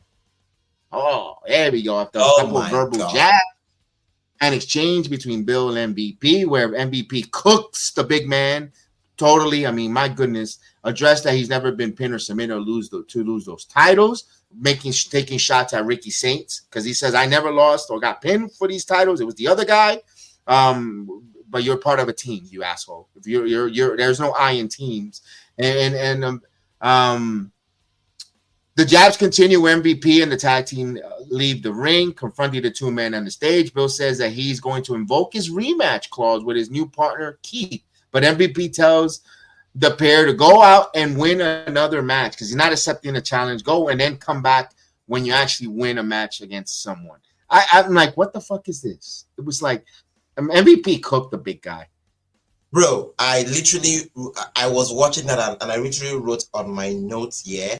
I was like, shit, damn, MVP Charlotte fled Big Bill. Like, it felt as if I had a flashback to how Charlotte literally cooked Tiffany. I mean, Tiffany looked as dumb as you could. I mean, she made Tiffany look as if Tiffany was a middle of the road chick that they just brought in to fill a spot for a champion. And we'll get into our rebuttal this past Friday. It still did not do it justice because it's like babe, you can't recover from what just happened to you this past Friday. That was what happened with Big Bill. It's as if MVP did not know that they were going to send Big Bill out there, or as if Big Bill owed him money, or maybe he has past grudge. He has something to do with them not want liking Chris Jericho. Like anything that has to do with Chris Jericho, we are taking it down. I was like, he couldn't even let him get the word in. Anything Big Bill said that felt as if it was a counter to MVP. MVP had something waiting for. It's as if he was just clocking, clocking. Bro, I'm like, shit. Even the fact that they had to throw shit, they even had to make him turn on Ricky Starks, now Ricky Saints, still on that promo. Big Bill was trying like to wash it all off by trying to turn it on Starks. MVP still clocked him. I'm like, shit. The part that got me, like I literally almost fell off the chair was when he said, you're not your little bitch out there. I'm like, oh, what the fuck, Brian Kit? What did he do to deserve this? It's crazy. That's what happens when you don't properly put things together. Because it felt as if they did not know, like maybe everybody did not know that something like this was going to happen. But or maybe even if he knew, they not properly, try to see how somebody can come out. If as a fan looking at that, I'm like, there's no way if already Lashley and Shelton were not impressively, ridiculously good looking and like badass in the ring, if you were even doubting before that, oh, they will have a slip up after this verbal assault, they really pumps them out, pitch them out. I mean, literally mops the floor with it. No need for the match, because they are they winning? They are good as, I mean, they should just call it off for me, because I'm like, it's gonna be, damn, bro. MVP cooked. I'm like, shit, I don't know what they did to him, but bro, he did not even give them it. There was a part that Big Bill even literally stuttered, and MVP was like, shit, bitch, you did not just do that. And he went in on him. It's as if MVP just wanted, like, let me see what you have. He did not even have anything to come with. Mm-hmm. Right. That was, and I'm like, if this is your contenders, is this how you will literally, destroy them out there? Like that was not good in terms of like you wanting me to take them serious. How can I, when I just saw them literally get assaulted out there with not even punch or slap, literally verbal assault? And I'm like, what else am I to see? Just come and do the cleaning job. Crazy. Yeah, I agree with you on that. We'll move on here, and I guess the backstage that everybody's talking about, and I even liked it. I mean, that even likes to say it. I want to start a chant with it. I want it's Timeless Tony Storm and Thunder Rosa was they're talking about the main event backstage. You see they address their tag team match later in an interview with Renee Paquette during the segment.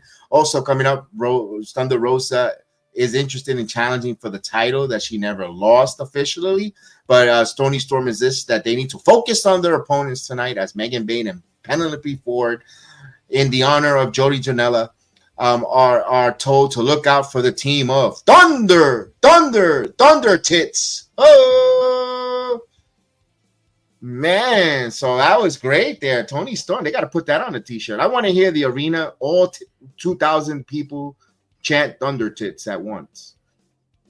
I mean, that will sell. Sometimes, I mean, Tony, it just shows, like, I don't even know how did we get to Timeless to this stuff? Like, this shit is just like, it's as if, like, to me, that's like one of the brightest spots in this company. I'm like, Tony Storm is just the freaking best, and it's just the fact that she's just so rated R, so crazy. Like, you just expect the worst from her, and she always delivers. Like, that was crazy. I mean, Thunder was like, come on, we are Thunderstorm. Like, which we Thunder Tits. I don't know what you're talking about, Thunderstorm. I don't know what the fuck that is, but we Thunder Tits. And I like the fact that she's putting spotlight on the obvious, because you got Harley Tits, because all she does is puts her cleavage up, and she got over. Megan Bayne with a Megan Tits. Now Thunder Tits. I mean, there's tits everywhere in AEW. I mean, it's as if they are more focused on like the appearances and trying to than try to tell stories and all of that. I mean, come on, kudos to them. Like it was an incredible Yeah, backstage. they're telling the story of Tits. That's crazy. That's crazy, bro. That was that was madness. I'm like, bro, like, come on, Thunder. Thunder Tits. Come on, who came up with that shit? Like, Hey, that was great. That was great. I'm sorry, I don't care. That's great. That was phenomenal. He had a kick. He had a kick out of me because I was like, oh shit, like this is so funny. Like it just came out like that moment on Dynamite where I don't know who was doing a promo and somebody in the crowd yelled, "Who wrote this shit?" But like this other one is like in the positive, like, "Who wrote this shit?" Because this shit is great. But All right, we'll move. Once they come back from this, yes, go ahead. I wanted to ask, like, end up Okay, funny good. that a Sicko would be shouting who wrote this shit to somebody in the ring. Like, that shows that even they themselves, sometimes who wear this bullshit, they see it too, but they might not just want to admit it. Maybe that day, that fan was like, I mean, come on, what the fuck is this? Who wrote this shit? I was like, that was like, I don't know, but that's crazy. Shit. But yeah. I want to talk about this next match that I was puzzled. I'm like, why are you booking these two guys to wrestle on a random Wednesday? With no pay-per-view, no nothing. Brody King versus Kyle Fletcher. Now, Brody King, you want to establish him the Hound Dog, the House of Hound Dogs, whatever the hell they want to call it. And Kyle Fletcher, who they don't know what the hell, they next Randy Orton, the next this and that. Brody King is this big man, big strong man, who's supposed to be the leader of now that Malachi is no longer part of the group. Again, great matchup, but I want to get to the finish though. Kyle Fletcher wins. Now Don Callis, a little interference, but he wasn't really the reason why. King ends up decking Fletcher with a big pop. Fletcher fights back, however, pulls off a victory just seconds later with a turnbuckle brainbuster. So a clean turnbuckle brainbuster on Brody King. Even the finish has me worried. Where's the producers to protect wrestlers for later on for people to have investment and give a crap about? Why not have Don Callis interfere or do something where he's either hooking the leg or something of Brody King, where now Brody King, if he loses to Kyle Fletcher, it doesn't hurt Brody King look like a big monster, because now I can't take Brody King serious in the title picture. To me, you just went into the Butcher and the Blade category of not glorify, just a get over talent instead of being and Brody King deserves better than that. He is not that type of talent. He's a guy that you could make, my goodness, a bruiser where you should be fighting for some main event titles, or challenging Moxley where you think Moxley could lose, whatever the case, or that kind of stratosphere for a Brody King. But now I can't. I kind of see he's delegated to maybe Ring of Honor, Bandito territory, Samuel. Immediately I saw that match come up, I'm like, the first question I asked myself was why.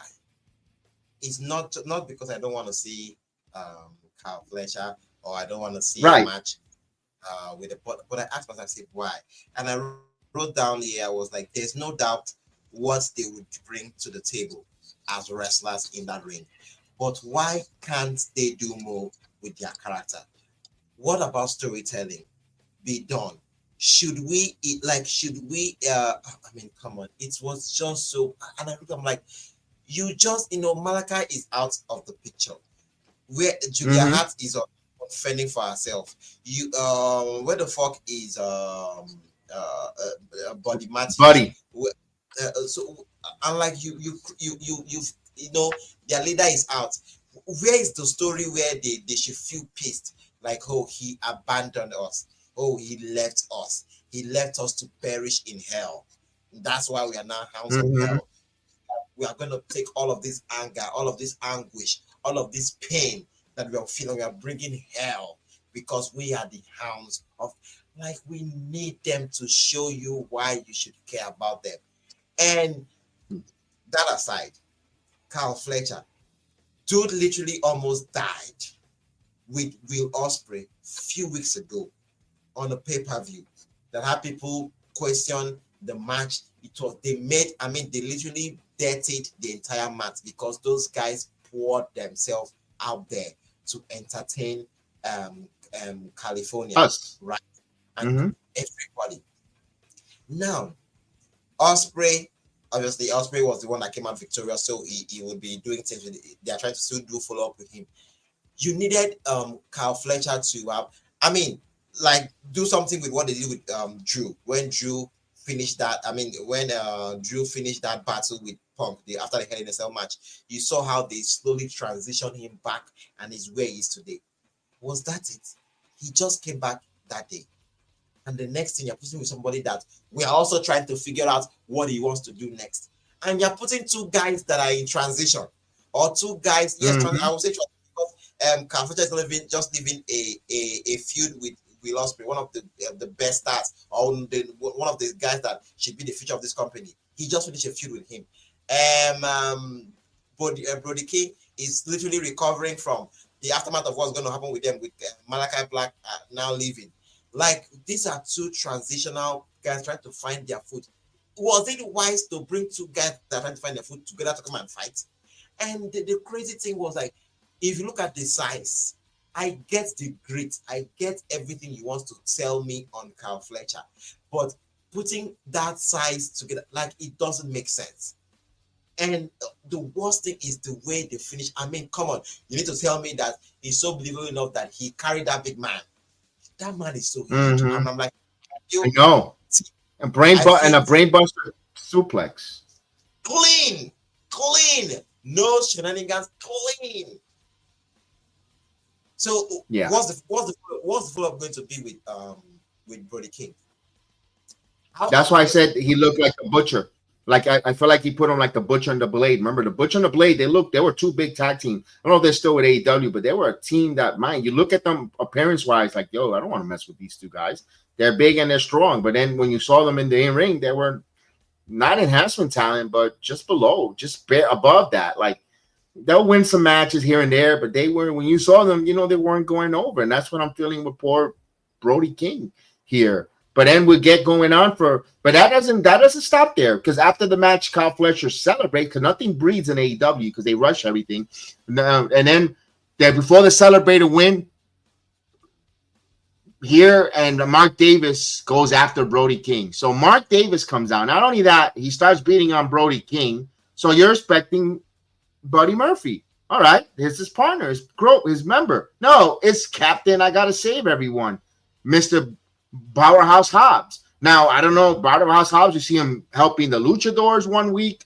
He's helping this one, teaming up with that one. Now he has to come out and help Brody King. Stops them in their tracks. Hobbs comes running through the crowd and intercepts the family in the ring until King sends Fletcher out of the ring with a clothesline.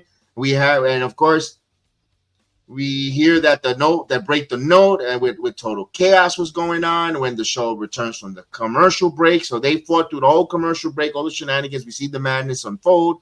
Back at ringside, officials try to calm the situation down. Hobbs and Mark Davis get back in the ring, and I didn't even know that was a match. And on the bell we go, we have a match between these two.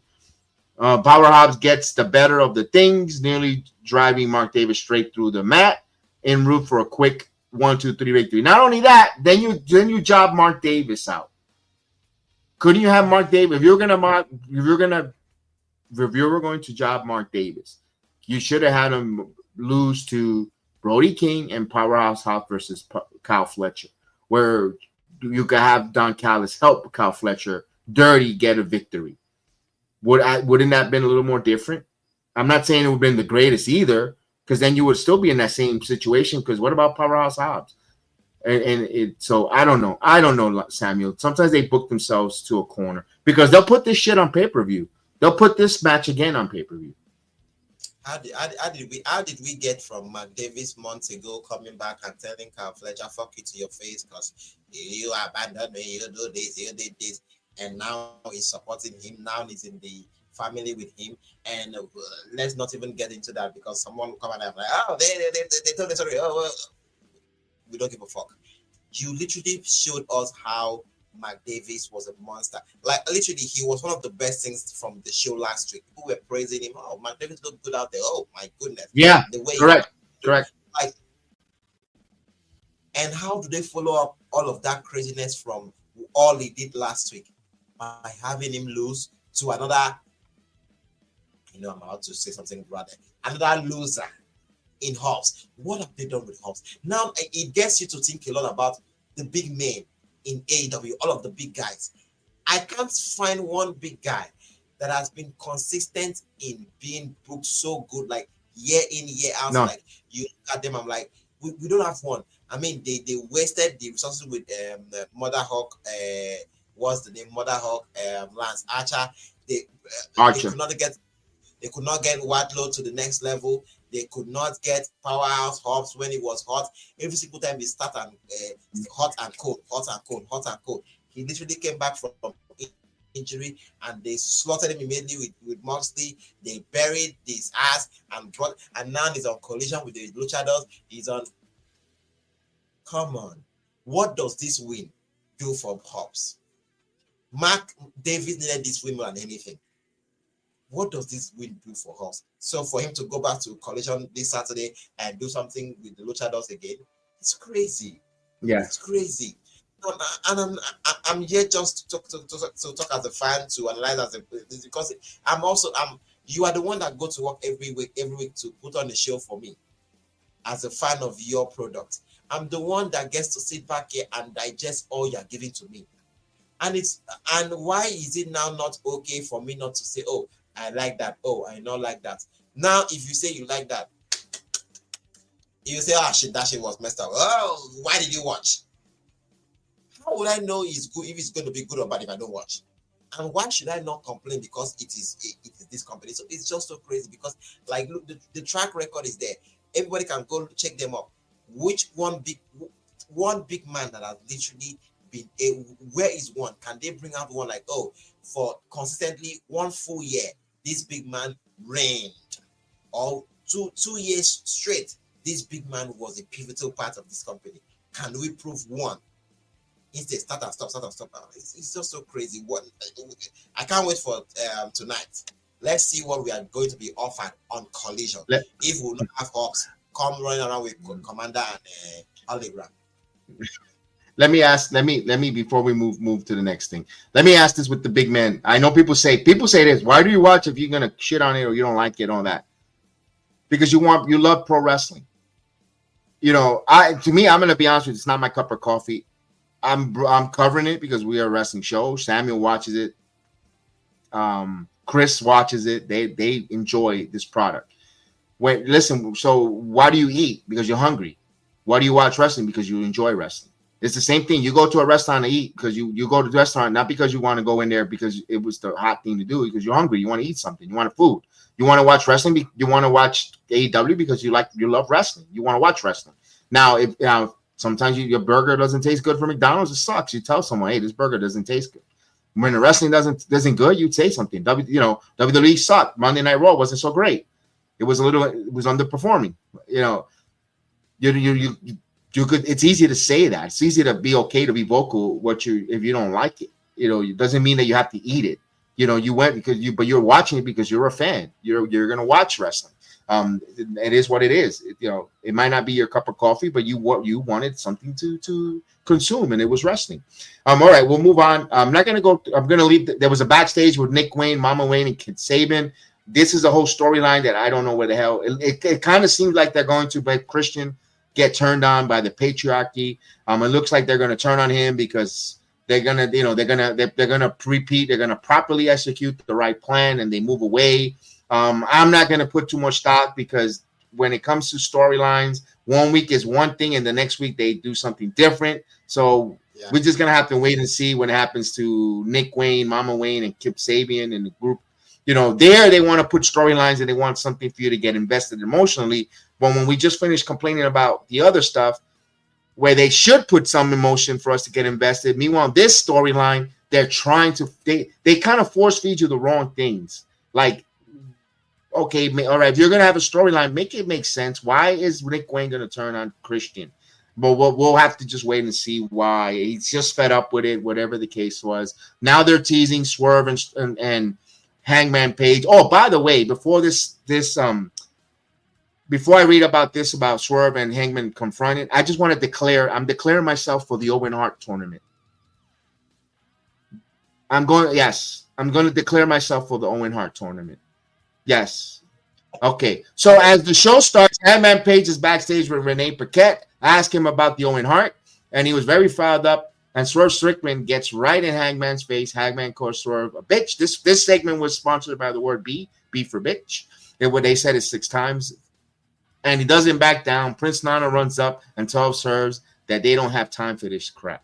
All right, so they're teasing that matchup again.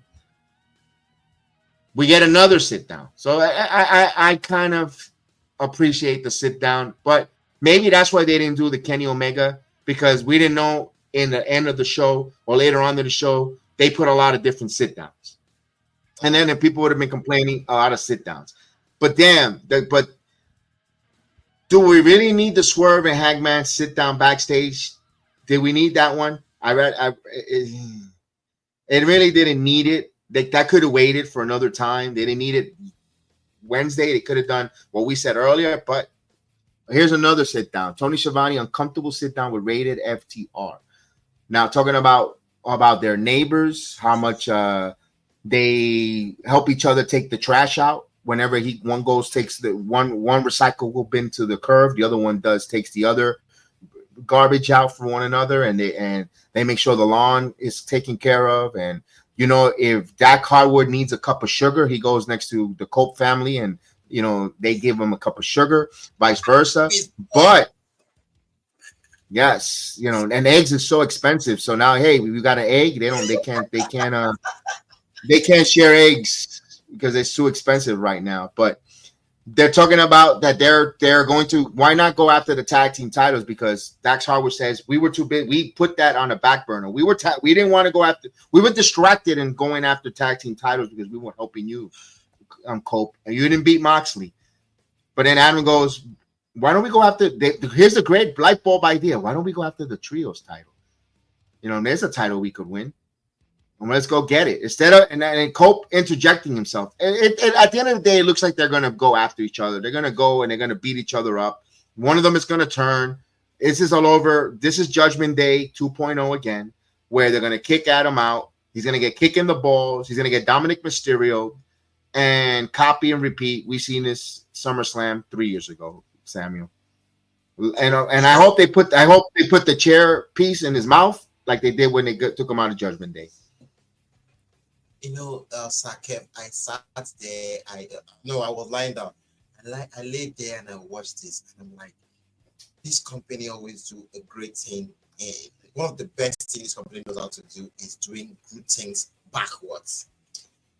I would have preferred the Kenny Omega and Speedball with Ricochet segment happen on this setting that they did for FTR. Dax did that shenanigans after that match last week in the ring. Why didn't Tony Schiavone stand in the ring? We are inviting FTR and Cope to the ring to address what happened in this ring last week, and then have those guys come out and have Dax cut what he did on that guy. This family helps me.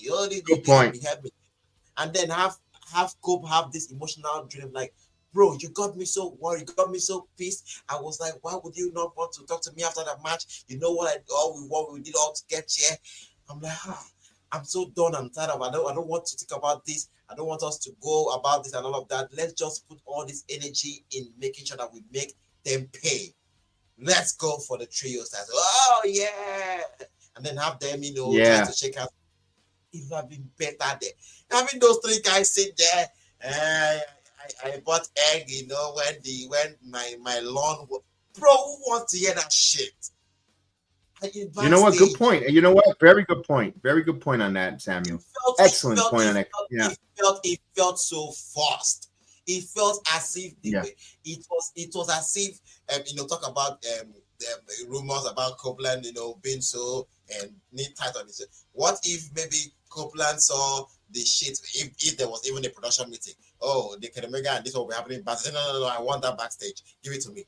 It felt so forced. Like it was not the whole situation did not need such setting. Have them cut that shit in the ring. And then what happened with the trios champions that they retorted back to them by saying we accept happened backstage. Now it's perfect. Like they are in the ring saying they are done, and then we backstage we are with the trios champion, and then they are cutting theirs, and now it all aligns. Yeah. Damn, it's great. Simple. Yeah, I like that. Simple, and I totally agree with you. Simple on that. We got we got a lot to go here. I want to speed through this a little bit there. Swerve Strickland calls out Moxley. They got in each other's face. I'm not gonna even go touch that. That was a little convoluted, a little wonky. Yeah, we're gonna, that sets up a match between Moxley and Swerve. Again, is Swerve gonna win? If the Death Rider's gonna win, who knows? I'm gonna skip that a little bit. You had Matt Caster. Oh my God, what is going on with Matt Caster? And Jay White declares himself for the Owen Hart Cup. So I got to take on Jay White in the Owen Hart. Oh, I mean, good luck to you. I mean, come on, you are the man for this. I mean, maybe you should call up Chad Gable, and maybe you can give you the lucha, so you could get the job done. I'm waiting for Chris to declare himself in the Owen Hart tournament. Oh my God. The Moxley situation really got me thinking. I was like, is this what it's all about for John Moxley? WWE's direct business direction business wise, because I see he was literally trying to call out WWE there. With that there was one line I believe I put it down. My spot has been taken by billionaires and Hollywood talent agencies and kids who wants to see the world through Instagram filters. I'm like, Instagram filters. Calling out Logan Paul. One. You can also call out the NXT talent because they're all on social media. The Evolve Kids, the NFL talents, they are always very happy to be in WWE. They are all over in social media. You see them everywhere. Or WWE's main talent as a whole. They are now very big. They really want to push that social media narrative. They are hugging whoever is out there on social media. They are hugging everything. They want everything there. And then obviously we know WWE is now owned by Hollywood Talent Agency. WWE now is like $1 billion business and everything. I'm like, is this what your aim is all about? Trying to go after WWE and show them that I can do something different. I appreciate the fact that you are in AEW shows that you can do something different. But bro, we are not against you doing something different. We are against you doing something different in a very bad way. It's as if Moxley is trying to ruin the legacy or the reputation that he's been able to build this past 5 years with AEW. I'm like, my goodness, like this storyline, this character work, this feud, not even feud, this team, this whole group is such a, like, I can't remember the last time a team was such a failure. This has been a failure from the start. Like, this one I was like, wait, I wish he even kept Wild Thing. Like, it's as if that was one of the most something you could use and digest. You took Wild Thing away. You took when it comes out, it feels like a burial ceremony. Like, it just it's so somber. It's just so weird. I'm like, bro, I just wanted to just get that out of my system because I'm like, Samuel, let me ask you a question. We heard, now here's the question: who really killing wrestling? John Cena is gonna kill wrestling, or is John Moxley?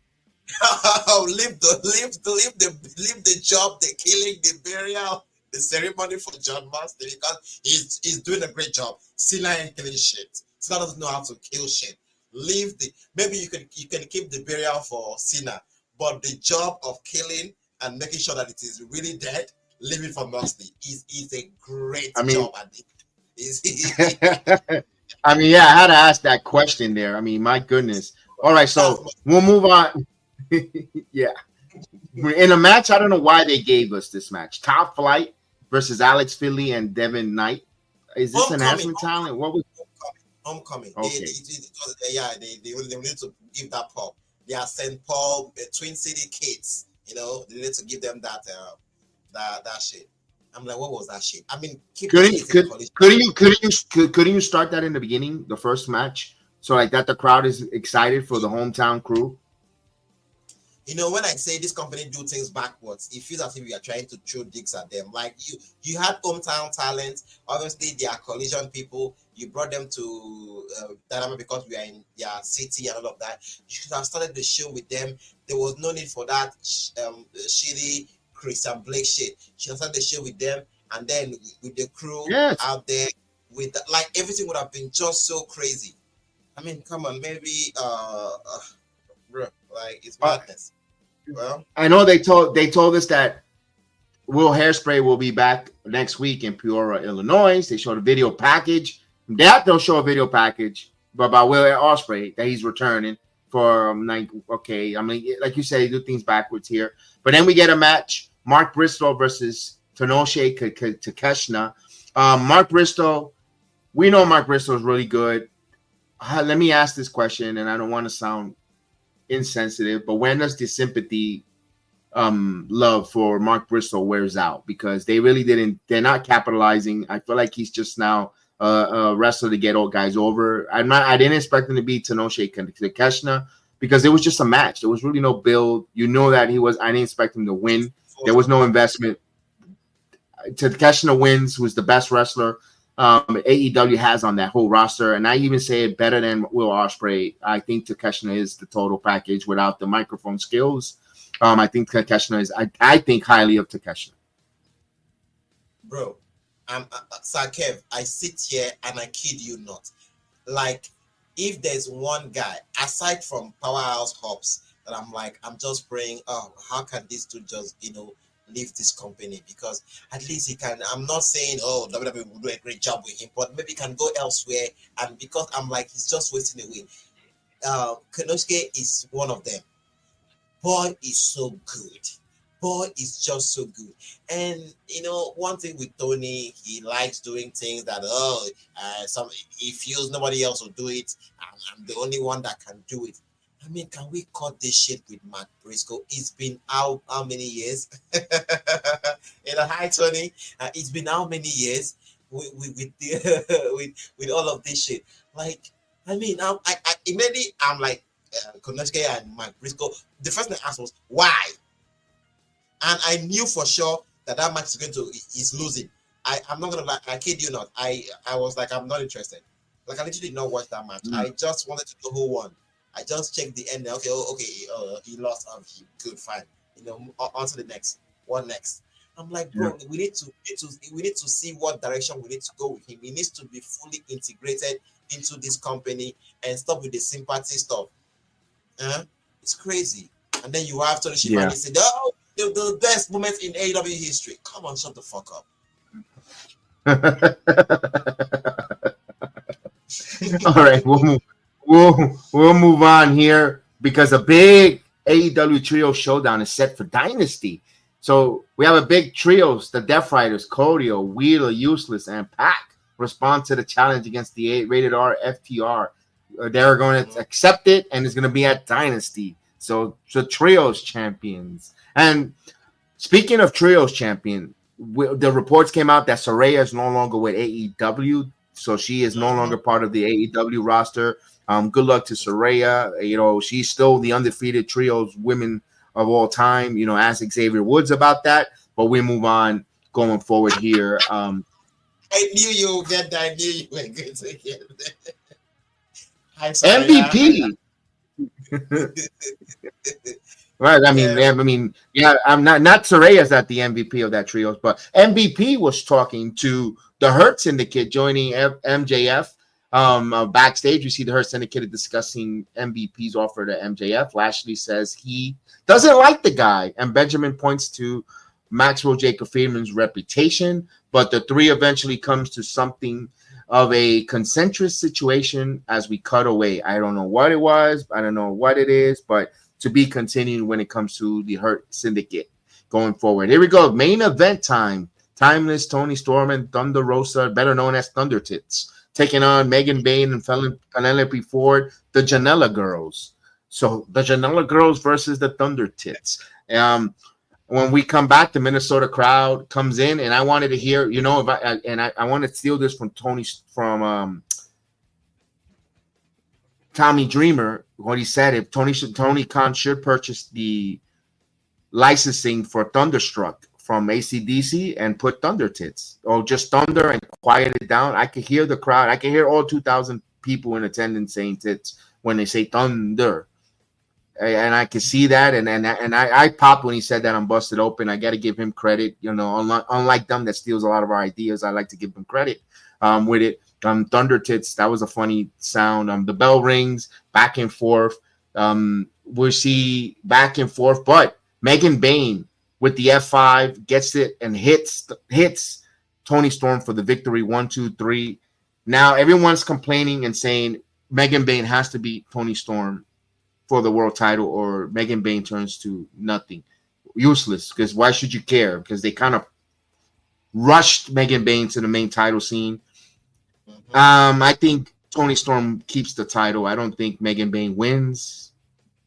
I don't think Megan Bain has a long contract with AEW. I don't think she's booked for, because I think they're rushing this, because I wouldn't be surprised if Megan Bain's contract is expiring. I don't know. We don't know that, but wasn't she signed like about 2 years ago, a year ago with 2 years ago with AEW, and she was in the shelf, and then they used her because she wanted, and so forth. So I wouldn't be surprised if Megan Bain's contract is coming to an end. We already know Mariah May is leaving. Mariah May is leaving. Big Breaker erased everything that has to do with AEW. She might be out. Saraya already put her resignation, and she's done. I mean, would you be surprised? Damn. Where's Camille? Oh my God! You see how this, like, sometimes I sit back and I'm like, does Tony know what the fuck is going on with his company? Like, is he so tone deaf on like what's the, like, or does he even sit back and like ask himself questions? Where is Wardlow? Where the fuck is Camille? Like you said, where the fuck is Camille? Like, what's gonna happen? Great fuck! The biggest. Your first ever signed women wrestler, all because you want Mercedes Moné. Great is sidelined. You signed Diana Perazzo. Where the fuck is she? She's not doing nothing. Getting her masters. She's getting her masters while sitting there and getting paid by All Elite Wrestling, which is good for her. I'm not going to get upset, and good for you. Go for you, Diana. Good for you, Diana. Get paid to get your masters and get educated while being a professional wrestler. Love it. But look at this. Look at the amount of women that we just mentioned. Let's just say women alone. Let's women on. Yeah. Big Breaker, Camille. Yeah. Yeah. Okay. Diana Perazzo. That's 3. Tyra Valkyrie. You see her once in a blue moon. Yeah, Taya was brought in and he just gave her 1 or 2, 3 matches, and she's relegated to Rampage and Collision and obviously Ring of Honor. And like you were asking questions. Red Velvet, where the Abaddon. Red Velvet, Kira Hogan. Yeah. The Renegade twins. Where are they? Okay. Sky Blue. I know she was injured. She might be coming back from an injury. Julia Hart. Julia Hart came back and she's Penelope Ford. Okay, now you see her now sprinkled here and there. Queen Amidala. But although they gave her an opportunity, but she pooped. That wasn't a good match with her and Julia Hart. They need more reps. You could tell they need more. I'm not going to get mad with that. They need more reps, more TV time. Harley Cameron now. She was the hottest thing. Now she's cooled off. Now she's playing under a mask. You put her under a mask into a comedy gimmick. Now you're telling me she was just a joke. That's what it was. When you put her there, all right. So she was just a joke. You don't really had any thoughts of pushing her because you put her with the hologram mask to play with puppets and now to play in a mask. To me, equals comedy. It's crazy. That's what it seemed like. That's what it seemed like for poor Harley. Where's who else they have? What other talented women they have? on there. Now Mina, now she's leaving Stardom. Marina, Sophia, whatever. The one with the other one, the other Japanese girl that all she does is squeeze her tits with Mariah Carey. Another tits, Marina. Now she's coming into. What about the other Japanese? I've forgotten her name. That she used to carry the kendo stick. I really love her. Like she was the one that took. The two-time AEW champion, right? The inaugural AEW Women's Champion. Yeah, her. No, she's not nowhere to be seen. Nowhere to be seen either. You need the 100 pounds, not the 100 pounds. That one is separate. There are two Japanese girls that they are not even. Yeah, we don't see them anymore. We don't see them anymore on TV. Nothing. Not nowhere. Shida is one of them. Mm-hmm. Shida is one of them. Yes. Shida is so good. I would know where to be found. The inaugural champion, which is I don't even know her name, the Kenny Omega girl. Then where is Nala Rose? What is she doing? Like, and they're still with the company. They're still with All Elite Wrestling, but where are their booking? They should be doing a women's division with different women, where there is star power with the women there, not just one match and on a 2-hour show at the same time at 9:30. You have some things there. Book it with some storyline. Now they want Billy Starks. Billy Starks went out there, nothing. Crickets. Billy Starks from Ring of Honor. Athena in Ring of Honor. Why isn't Athena, who has star power, not in part of the AEW roster? Period. She shouldn't be. Enough with the Ring of Honor stuff. Put her. She's not Ring of Honor. She's more than more. Do you know who should be ruling Ring of Honor right now and getting that wrestling bumps and experience? Two people. Queen Amidala and Halle Cameron. They should be running and working their bumps and getting better at the Ring of Honor level while they're ready for the main to use Ring of Honor kind of like an NXT type of deal with them so when Queen Amidala becomes this champion and she moves up to like damn she was a monster in Ring of Honor. Now she's here. Now again, don't know lack of vision or no impatience. I don't know what it is, because it's simple things where you build something right.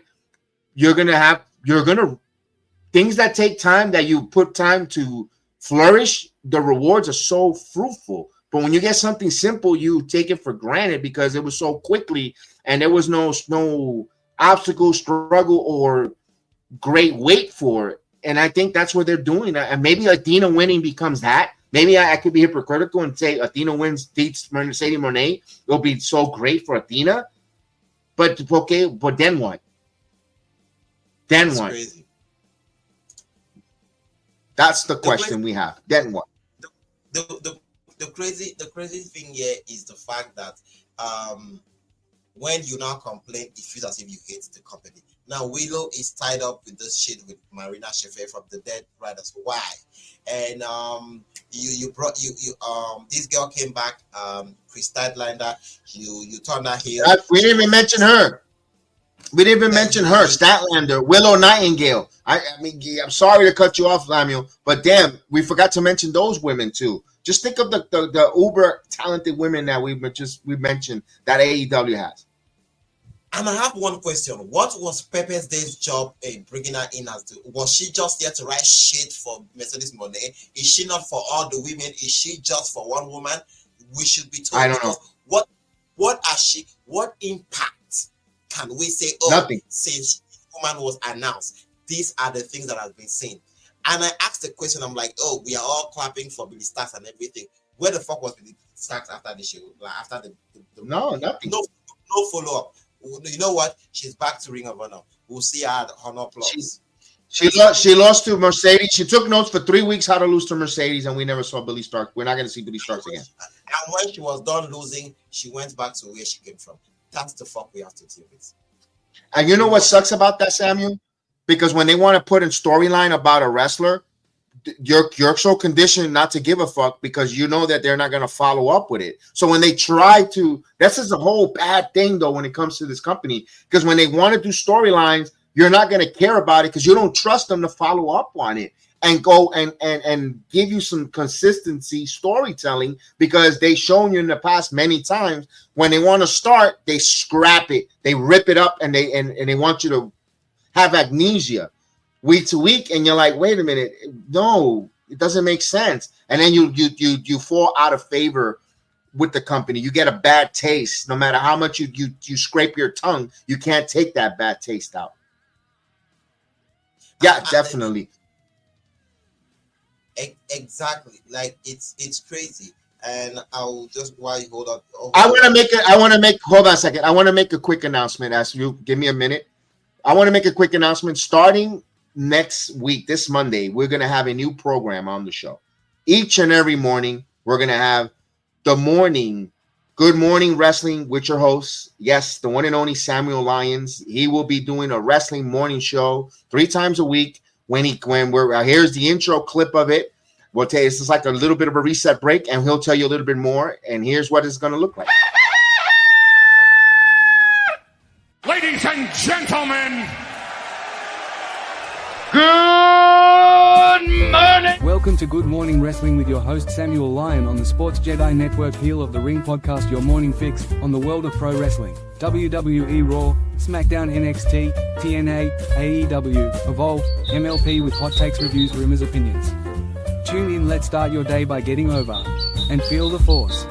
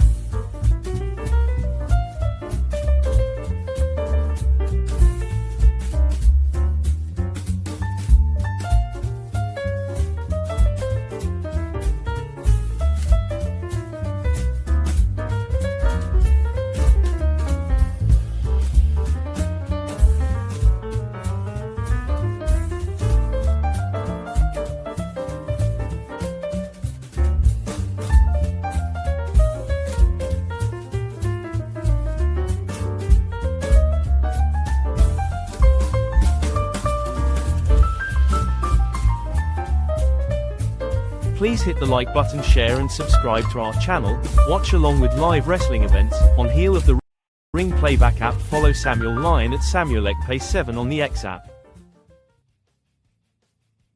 So we're proud to announce that every week in the morning, wake up in the morning. Of course, Samuel himself, you see him here with us. He will be talking wrestling, different things, either Monday Night Raw, SmackDown, LFG, Stephanie McMahon's podcast, whatever his topic, whatever he has in store for us in the morning, he will be breaking it down. Of course, you need to tune in early morning, start your day right before at 9 o'clock on your go, whether you're on the train, plane, or on the ferry. You'll definitely listen to Samuel break it down. It also will be in the afternoons on your audio podcast platform. So Samuel, I'm glad. Thank you for having you on in the mornings doing your show. I can't wait for your first episode, and I know you got things in store for you, and I can't wait to hear you in the mornings and have a great morning. Wake up to your sounds of wrestling. Yeah, Sakev, that was amazing. I loved how everything came up, and this like a special shout out to Chris. I know Chris is out there, this having a swell time, but I really love the fact that this worked out, and I'm so honored to get to do this. It's always been one of those dreams to get to do something and build value and build on this, and it's all love from here. And I'm really pumped. Starting this Monday, just like announced, starting this Monday, I'm I'm so excited. I don't know how to say this because all through the week I've been working, trying to see how I can get this done. I still just I'm not a Tony Khan of the world. I'm just trying to like pen things down, trying to draft how we can make this the best thing I can possibly do. So we don't really have the full fingers on this, but I believe by Monday, by the first time, when you wake up in the morning and I'm live and you are there for us to break this shit down for you, the show is gonna be great. I sound more like Tony Khan right now, so I promise, like, I'm gonna put something out there and make it the best we can make it. And I just promise to put out my heart and make this worthwhile. So please, if you are on with us, this starting this Monday, you get to see me, and we come to you 3 days a week, and we're trying to make this the best 3 days for you, and we'll try and put our art out there and make this possible. So thank you, Sir Kev, for this opportunity, and shout out once again to Chris for this opportunity to be part of this. And I know I love my time here, and I can't wait to do more going forward. So on Monday, be on the watch out. Check this space because we are coming for you. Thank you. There you go. I love it. There you go. That's Samuel Lyons there. Good morning, wrestling. Indeed. Good morning, wrestling on the Sports Jedi Network. And you're going to see it here on YouTube, on X, and on Twitch, and of course, and different other platforms, on Spotify, of course, or anywhere you get your audio platform later in the afternoon with that. So I'm excited to have Samuel do this wrestling show on the network. It would be great because while I'm at work on my 9 to 5 or my everyday show, I will be able to listen to. I don't have to get frustrated with Busted Open's ass kissing of. I'd rather listen to Samuel talk about his stuff and how he's gonna get down and dirty with wrestling. And that's crazy because obviously we are a Sports Jedi Network, so we don't have to do follow up. So I'm sorry, we don't have to follow that from Busted Open. They have to follow us. So by the time we're done with our show, so yeah, it's so crazy. And yeah, we'll get to do this. All right, we're gonna skip Evolve because I did not watch Evolve and I don't have notes on Evolve, so I'm going to skip on Evolve. I'm pretty sure it was a great show from my city, Orlando, Florida. Of course, I definitely hope that I missed that one. We'll do TNA. I'm not going to go over too much TNA. I'm just going to give you the results of TNA. Be honest with you, Ash by Elegance and Heather by Elegance had their celebration with the cake. Wanted to blow her candles. Interrupted, of course, Gigi Dolan and Tatum Paxley. But the Elegance ladies win. They beat Gigi and Tatum Paxley. The Chavo Guerrero with the Azteca Warriors. That was Laredo Kid and Octagon Jr. versus Frankie Kazarian First Class. You had of course, you had Chavo win, getting that nostalgic over Kazarian in First Class. KJ Francis and Cassie Navarro. Slamovich defeats Jane C. Jane.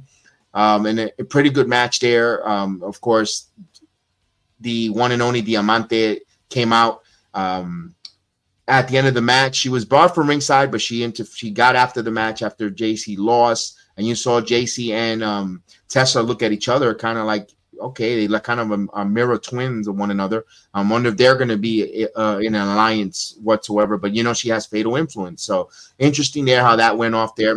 Everything's leading to Marsha Slamovich versus Tessa Blanchard. I kind of would have liked to see Tessa versus Lola Vice, a little bit of a filler. And I wish they would have kept JC Jane and Marsha keep going because I think, you don't want the Knockouts women to go at it immediately for a title change. I kind of want to like them to stretch the TNA Knockouts feud before Tessa eventually takes it from Marsha. Maybe if you could push it to like Slammiversary, you could still do some fillers, but they know what they're doing. And with that booking, TNA World Champion Joe Henry cuts a promo, other to be interrupted by the one and only Elijah. Come out, and of course they're going to watch each other's back. It looks like it's going to be a heel turn from Elijah eventually on Joe Henry, but we'll see. Eric Young beats Ace Austin in a rare. We're like, wow, Ace Austin lost, and Nick Nemeth beat Leon Slater on that there. So I wanted to get that. I wanted to get to SmackDown. It's the last segment of the night here. SmackDown. I'm gonna be honest with you. We streamed it early. I thought SmackDown wasn't really good. I find myself bored. I hate to say that, and you see, I got the WWE sign right behind me. The Cody Rhodes kicking off the show. I like that, but yes, go ahead. Compared to last week, the feeling you have for this week, that was what I had for last week. But I believe compared to last week, this was more palatable. But we are not saying it was a great job. It was. I feel you when you say that. I get it. But I was like, well, we had a lot of stories being forwarded in this one, more so than last week. Last week was flat out like it was the shit. I don't know if they woke up and like, I mean, we are just gonna do what we gotta do. But is it the 3 hours? Do you think it's the 3 hours? Because I don't. You know what? It kind of feels a little long. You might be right, and I want to give Heather Wright a lot of credit because when it first announced, she's like, no, I don't like the 3 hours of SmackDown, and I debated her, and I said, no, it's going to be good because now you're going to have more storylines with mid-card titles and people that don't get TV on.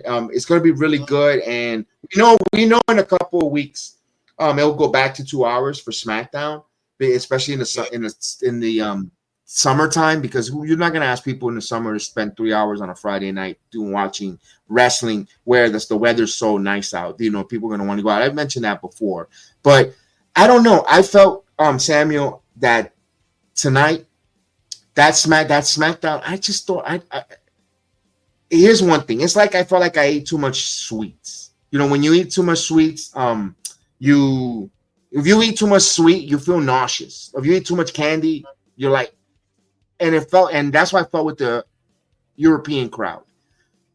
Okay. I like the fact that they make the show exciting. They make it great, but they tend to go a little too overboard with the seller. Not everybody needs a 10-minute. Not everybody needs that. And I felt it was a little bit like I ate like too much candy, too much sweetener, and it was and that wasn't why the show was bad either. Actually, that kind of kept it intriguing. It just felt that they know that the crowd was going to be electric for whatever they put out there, and it felt like it felt like that the talents are ready to come home. They've been on the road for too long, and they want to get back stateside. They want to get back home. They want to get back to their home. They've been fun. Europe has been fun. The touring has been fun, but it feels like the talent just wants to go home. They just want to get back to stateside. They want to feed. They want to see their dogs. They want to see their cats. They want to They want to change. They want to get out of wrestling gear and put on some normal clothes or get back to the routine. And that's what it felt like, Sammy. And for sure with this initiative that they pulled for this year to go international and move these shows to international and give us live events kind of shows in a premium live setting and make it go live. With the way this thing has proven to be successful, this thing now you see them. They've done the pre WrestleMania tour. They are doing the I believe post SummerSlam. Post SummerSlam tour too that they used to do everything with all these shows. And with the money they've made, they're gonna go greedy. Next year they are going all in. They might stay. I believe they have been in Europe for like 3 to 4 weeks now. Have they? Yeah, like almost 3 weeks. Almost 3 weeks. It's a long time. It's a long time for these performers to be out from their own homes, their wives, their partners, their family. It's crazy. It's their bed. Like nothing feels like home. You can sleep in the best hotel rooms and everything, but when you go home to your house, nothing. So like I feel for these wrestlers, and sometimes it feels like trying to criticize them for the work they do in the ring and forgetting that they are humans too, and they're like, oh shit, these people they've not been home for a while. And you also look at it with the company as a whole. Like, would they give us this middle of the road SmackDown on the state side if this was like it's as if the live audience, we are in this thing, so everything's gonna be okay. So it's just so crazy. I really don't know how they're going to work on that one. So I tell you one thing. They were smart. Yeah, thank God we are moving back. They're moving back. WWE was smart though. I'll tell you where they were smart. They coming back from the European tour. Their first city on the European tour is Chicago, one of the hotbeds of wrestling. And I'll tell you why they were smart. Beautiful. I'll get you to it because I'm going to go ahead. In fact, I'm going to go to the end because the end was the main thing that saved SmackDown for me. We have these contract signing between Punk, Roman Reigns, Seth Rollins, and Seth Rollins back and forth. I love that they have that animosity. They don't like Punk. And then Paul Heyman getting that contract signing. I like the tribal chief telling Punk, "What, you don't know how to sign? You don't know how to read? Just sign it. Just sign page 5. It's addended. Everything's there. And then I know what you're looking for." I like when go wise man, go help him. Well, I love that moment between Punk and Heyman. You get to main event. You get to main event WrestleMania. And it was a good moment. Punk sold it with his facial expressions, with a little bit, he felt teary eyed. But here's where I say it's going to be the smart. That's a feel good moment for Punk getting the main event. I like when he says that's not the favorite that I was talking about, Paul. And left that cliffhanger. But they're coming back to their first show in the United States in Chicago, with CM Punk being the main event, with that cliffhanger of CM Punk. What's the favor? You go to a hot crowd in Chicago because they want to know, they want to see, and they want to cheer their hometown hero, CM Punk. Yeah. And now it's not going to look like it's a downfall because they got back to the States where there's crickets, and you're not going to hear the hijacking or the crowd chanting. They're going to go crazy for Punk. Punk opens up Friday Night SmackDown immediately. As soon as that they go on the air in Chicago, that's CM Punk immediately. So that place is hot because now United States are going to feel like, oh, we got to we got to compete with Europe with the high noise and the crowd volume and the enthusiasm from the crowd. So that's why I say WWE was smart. They booked it smart. They did this. That was a whole smart move by them going to Chicago immediately for April 4th. That was a smart move by them. First and foremost, let's talk about that whole segment. This was a good segment for SmackDown to close. I went into that segment knowing fully well what they did last week. The show was already bad. Last week's segment, the way the show ended, literally killed it. Yes, we love brawls, but you see, for the first time, the fans were not into. We praised the brawl between Rollins and Punk before their cage match. The last time it was very good. It was just so good. So maybe they thought we should recreate that, but we are not giving them anything aside from that. And they got backlashed. Already the show was already bad, and to have the 3 best in this industry come out there and not say anything to each other and basically go to fist, fans were like, obviously this is not any other company where it's all about the in-ring products. So we are used to getting the Netflix, the Hollywood storyline. Give me the story. I need to see them go there, and they did not go there. And you're like, why are they fighting? Why are they like you know why they're fighting, but you want them to tell you why they're fighting, and you did not feel it. So, like, if there was ever a time to save their ass for what the mistake they did last week, it was this Friday, and they did an impeccable job. It was just so beautiful, with Roman coming out with Heyman. And I believe this is the very first time the European crowd, at least to being televised for us, they've been like, they opened their arms to Roman. He's not a heel, he's not a baby face, he's a superstar. And they gave that superstar welcome. And you saw the kid in Roman, like literally you saw the kid in Roman, you saw the fan in him, they love me in him. Like he played it as if it was character, but like if you are a human being and you know how hard that man has worked. I mean, you saw when Punk mentioned the big dog, he was taking up, because you know how hard this man has worked to get to this stage. Getting the Roman Reigns. I mean, come on, like everybody works to be in the business or work for where like they are being appreciated for their work. And London embraced him, and you saw it in him. You saw the way Heyman looks at him and all of that shit, and then you have Rollins coming with his own everything that has to do with Rollins, and then you have the guy that everybody relates with, that's the CM Punk, the next door neighbor that come in and do. I know right now we are talking about the whole craziness. I know we have not gotten to that part, but there was something that really stood out to me that made me go back to track. That Punk and Heyman have been together since Punk started, came to WWE. Since September 2005, these people have been together. They've known themselves for 20 years. It's not 20 days. Yes. 20 years these people have been together. And it just brings into light. He highlights so much of how well that emotion of, sometimes we get so caught up with, when they hit Cody for crying too much. Sometimes we forget that this thing is real to them. These people are living out. It might be a character for them, but they are living out something. They are going through it. It's not every time I know we'll get to the part where the Naomi part 2, where it's real to them. So what am I trying to say in this aspect is the fact that when he saw Heyman, when you see Heyman with Roman, it's somebody that reveres somebody that respects somebody that is in full acknowledgement, no pun intended here, of someone like Roman for who he is, what he is, and what he stands for.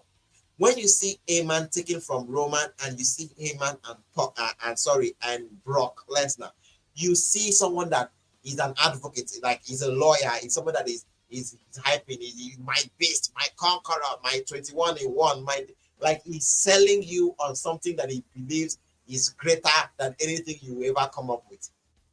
And then when you see him with Punk, he's like a love fest. He's like my best friend, my brother from another mother, it takes it back to even his Hall of Fame. When you see the way he was sharing him with love, like he's sitting down with his kids, like it's as if it's his best friend that it just so happens I senior him for a couple of years, but I love this boy, I love this kid, he's my baby, he's my this.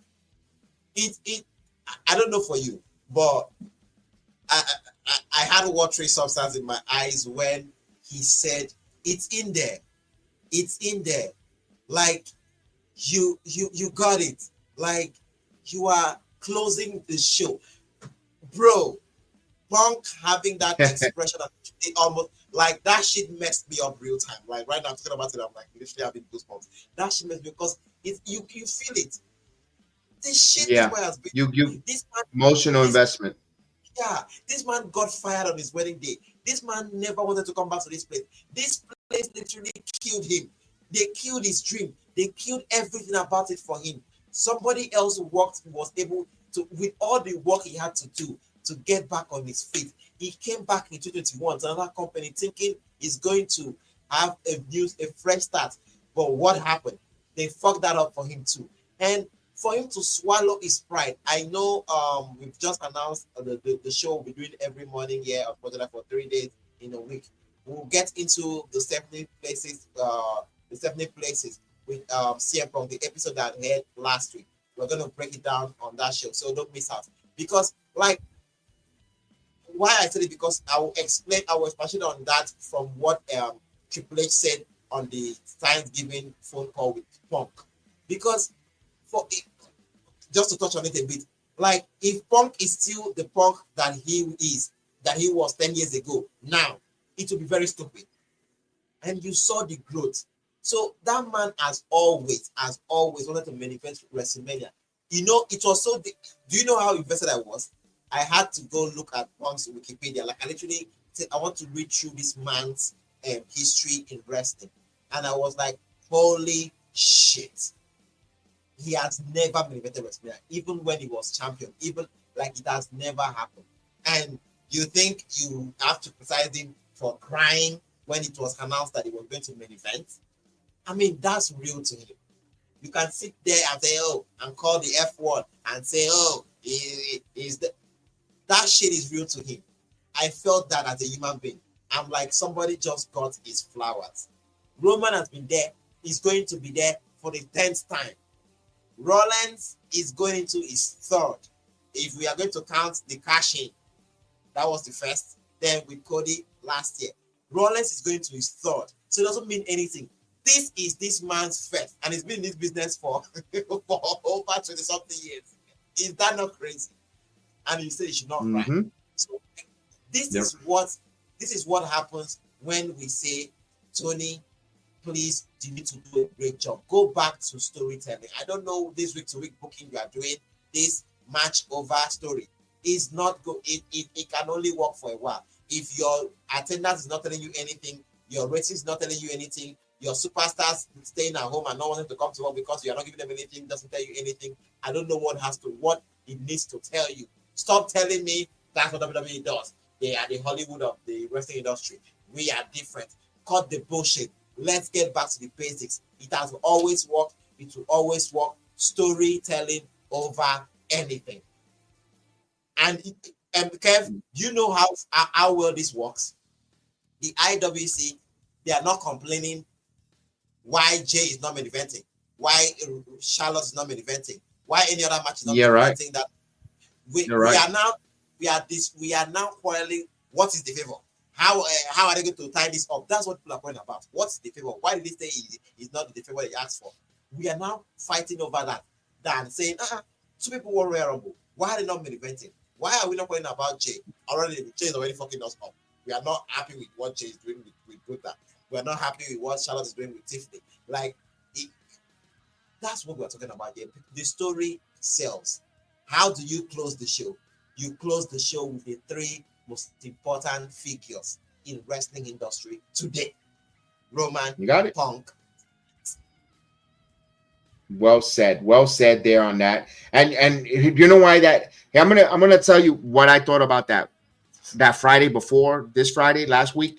Why they didn't say nothing? I think they ran out of time, and they told Punk we don't have enough time, and Punk improvised by going physical and going with the physicality brawl.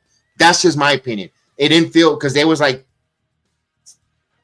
7 to 6 minutes left before SmackDown went off the air. Remember, this is not Netflix. SmackDown is USA Network. Although USA Network could give them an overrun of a couple of minutes, but they felt they had to be a hard out, especially in overseas. So I felt Punk went physical because he mentioned about the bloodline on that, and he went and attacked Roman. So I felt that's what happened to them, and they got put in a corner with that, and then like you said, they brought it back this Friday. They did it well because they did it with a story.